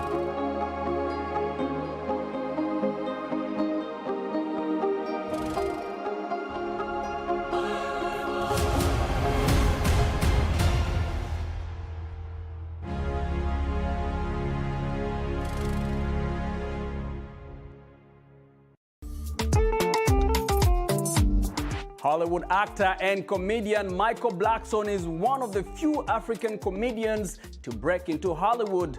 Known for his distinctive accent and his comedic style, which often involves blending African and Western cultural references, Blackson has gained a large following on social media and has performed at various venues around the world.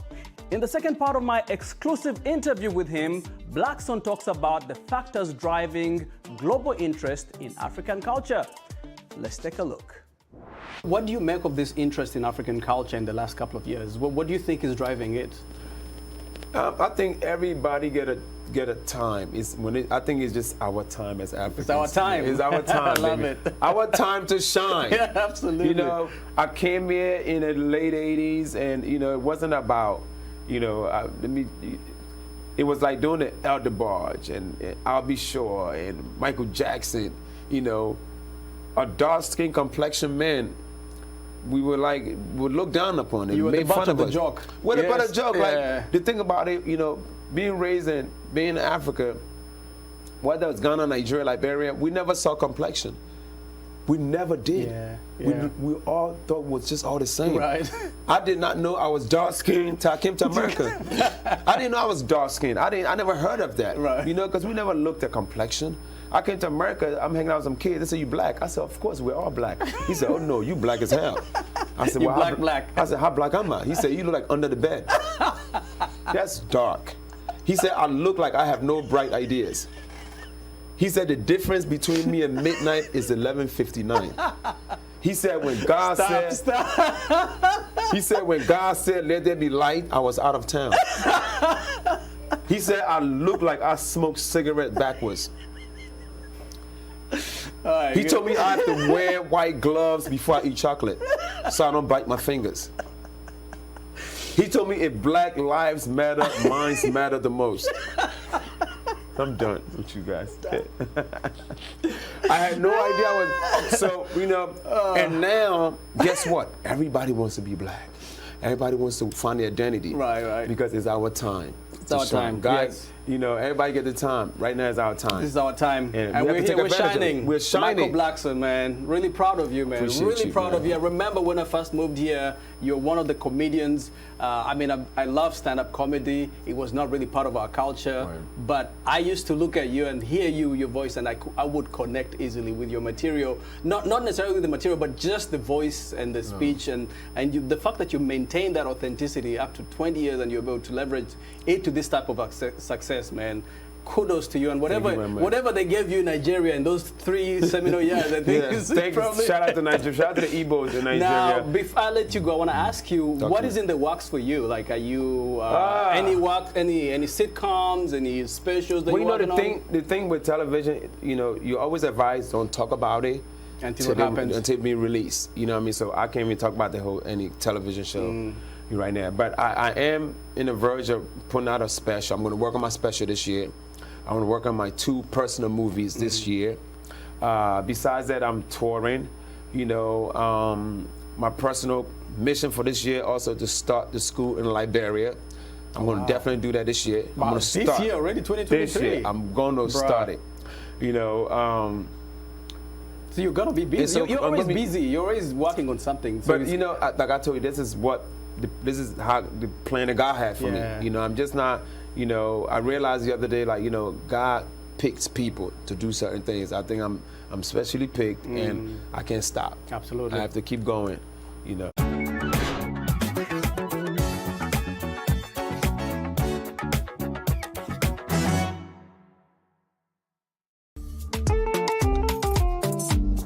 Ghana's rich cultural heritage is the source of pride and employment for thousands of local artisans who make textiles, pottery, and jewelry.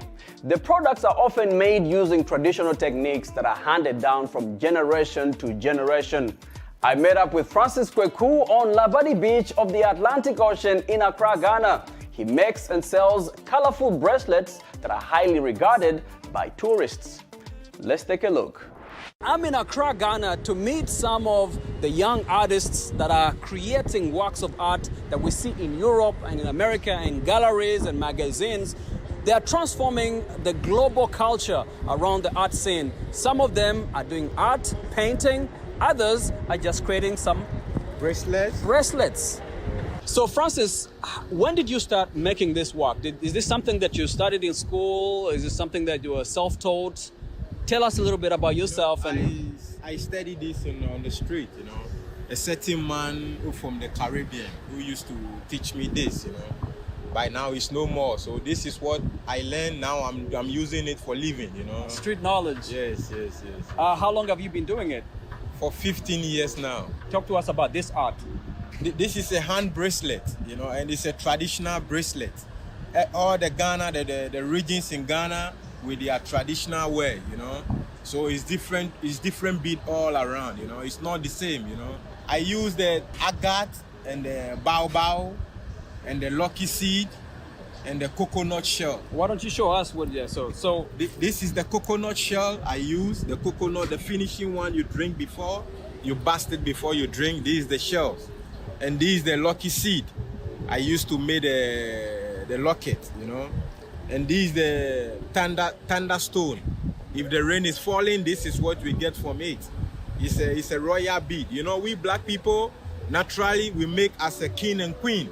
And this is our nationality, our royalty, our pride, And this is the Africa. It's made from the mahogany tree, And this is coming from the northern part of Ghana, the baobab. The tree without no leaf, This looks like really... It might take a lot of time for you to make one piece. Yes, of course. How long does it take to make one For piece? the necklace, it can take me I can make 5 pieces a day, because I can't spend all the time. I have to come and make some money to feed the family. So you go home and make and then come and sell? Come and sell. So where do you sell it from? I sell it at the beach, all my life, because in the town, a lot of people have a shop and it's a competition, When the tourists arrive, I make money, but when they are not in, it's like the business is slow. Like I can remember the year of return, That's 2019? 2019, right, it was good. The business is moving because a lot of foreigners are in this country, so you can make it. Right. And you're hoping that this year, this December is also going to be a good year for you. I can see for far, That's what I'm seeing, Yeah. Right. Some of these look like they're painted. Is that the natural color? No, it's not. I never selling mass products. Yeah. I'm selling natural product because I sell for foreigners. So I have to respect what they are buying from me,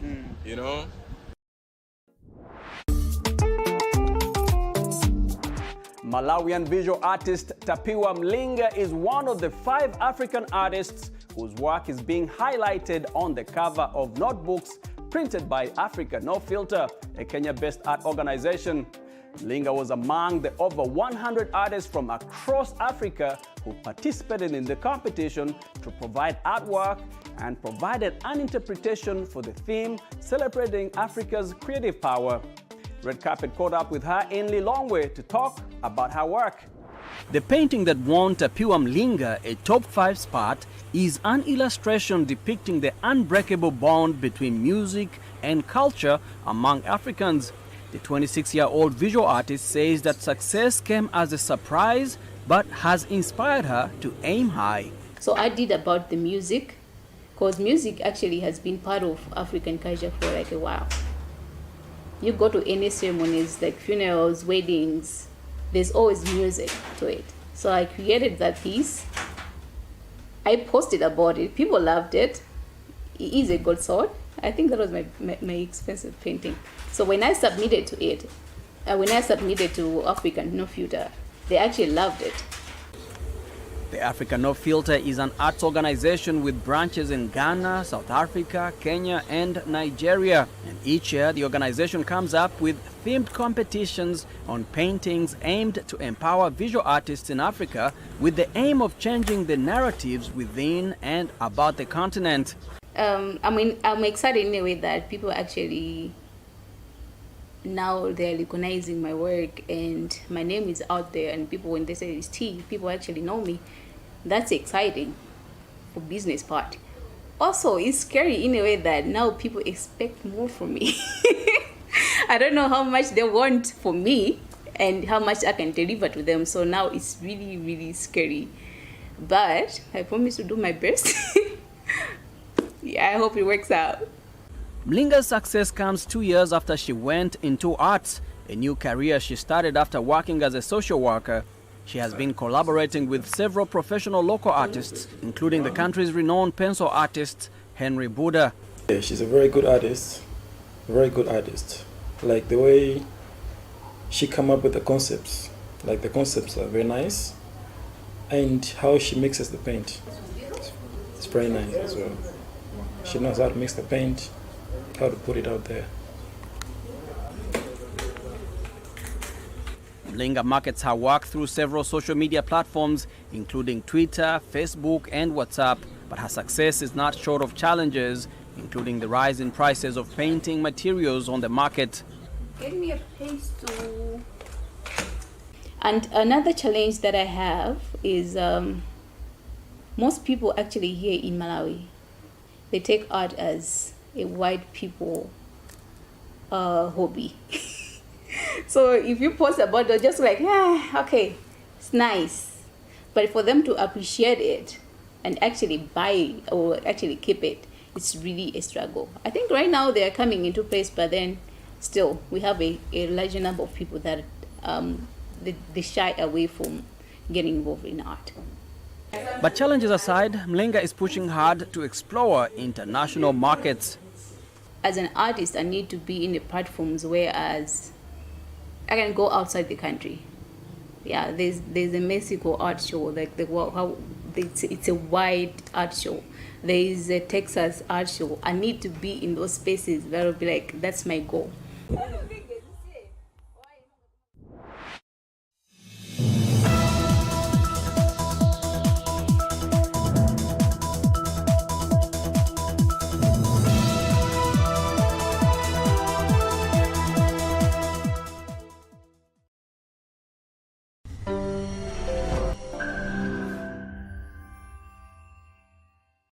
Hello and welcome to One on One. On this episode, we'll be talking about real estate in Nigeria, and my guest today is Kolade Adepoju. He's a passionate entrepreneur with over 10 years experience.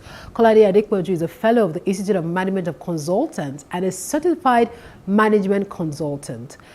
He's also the MD CEO of Real Homes, a real estate company that specializes in solving the housing problem in Nigeria and Africa. The company has many estates in Nigeria and with development coming up in the prestigious neighborhood of Ikoyi in Lagos State.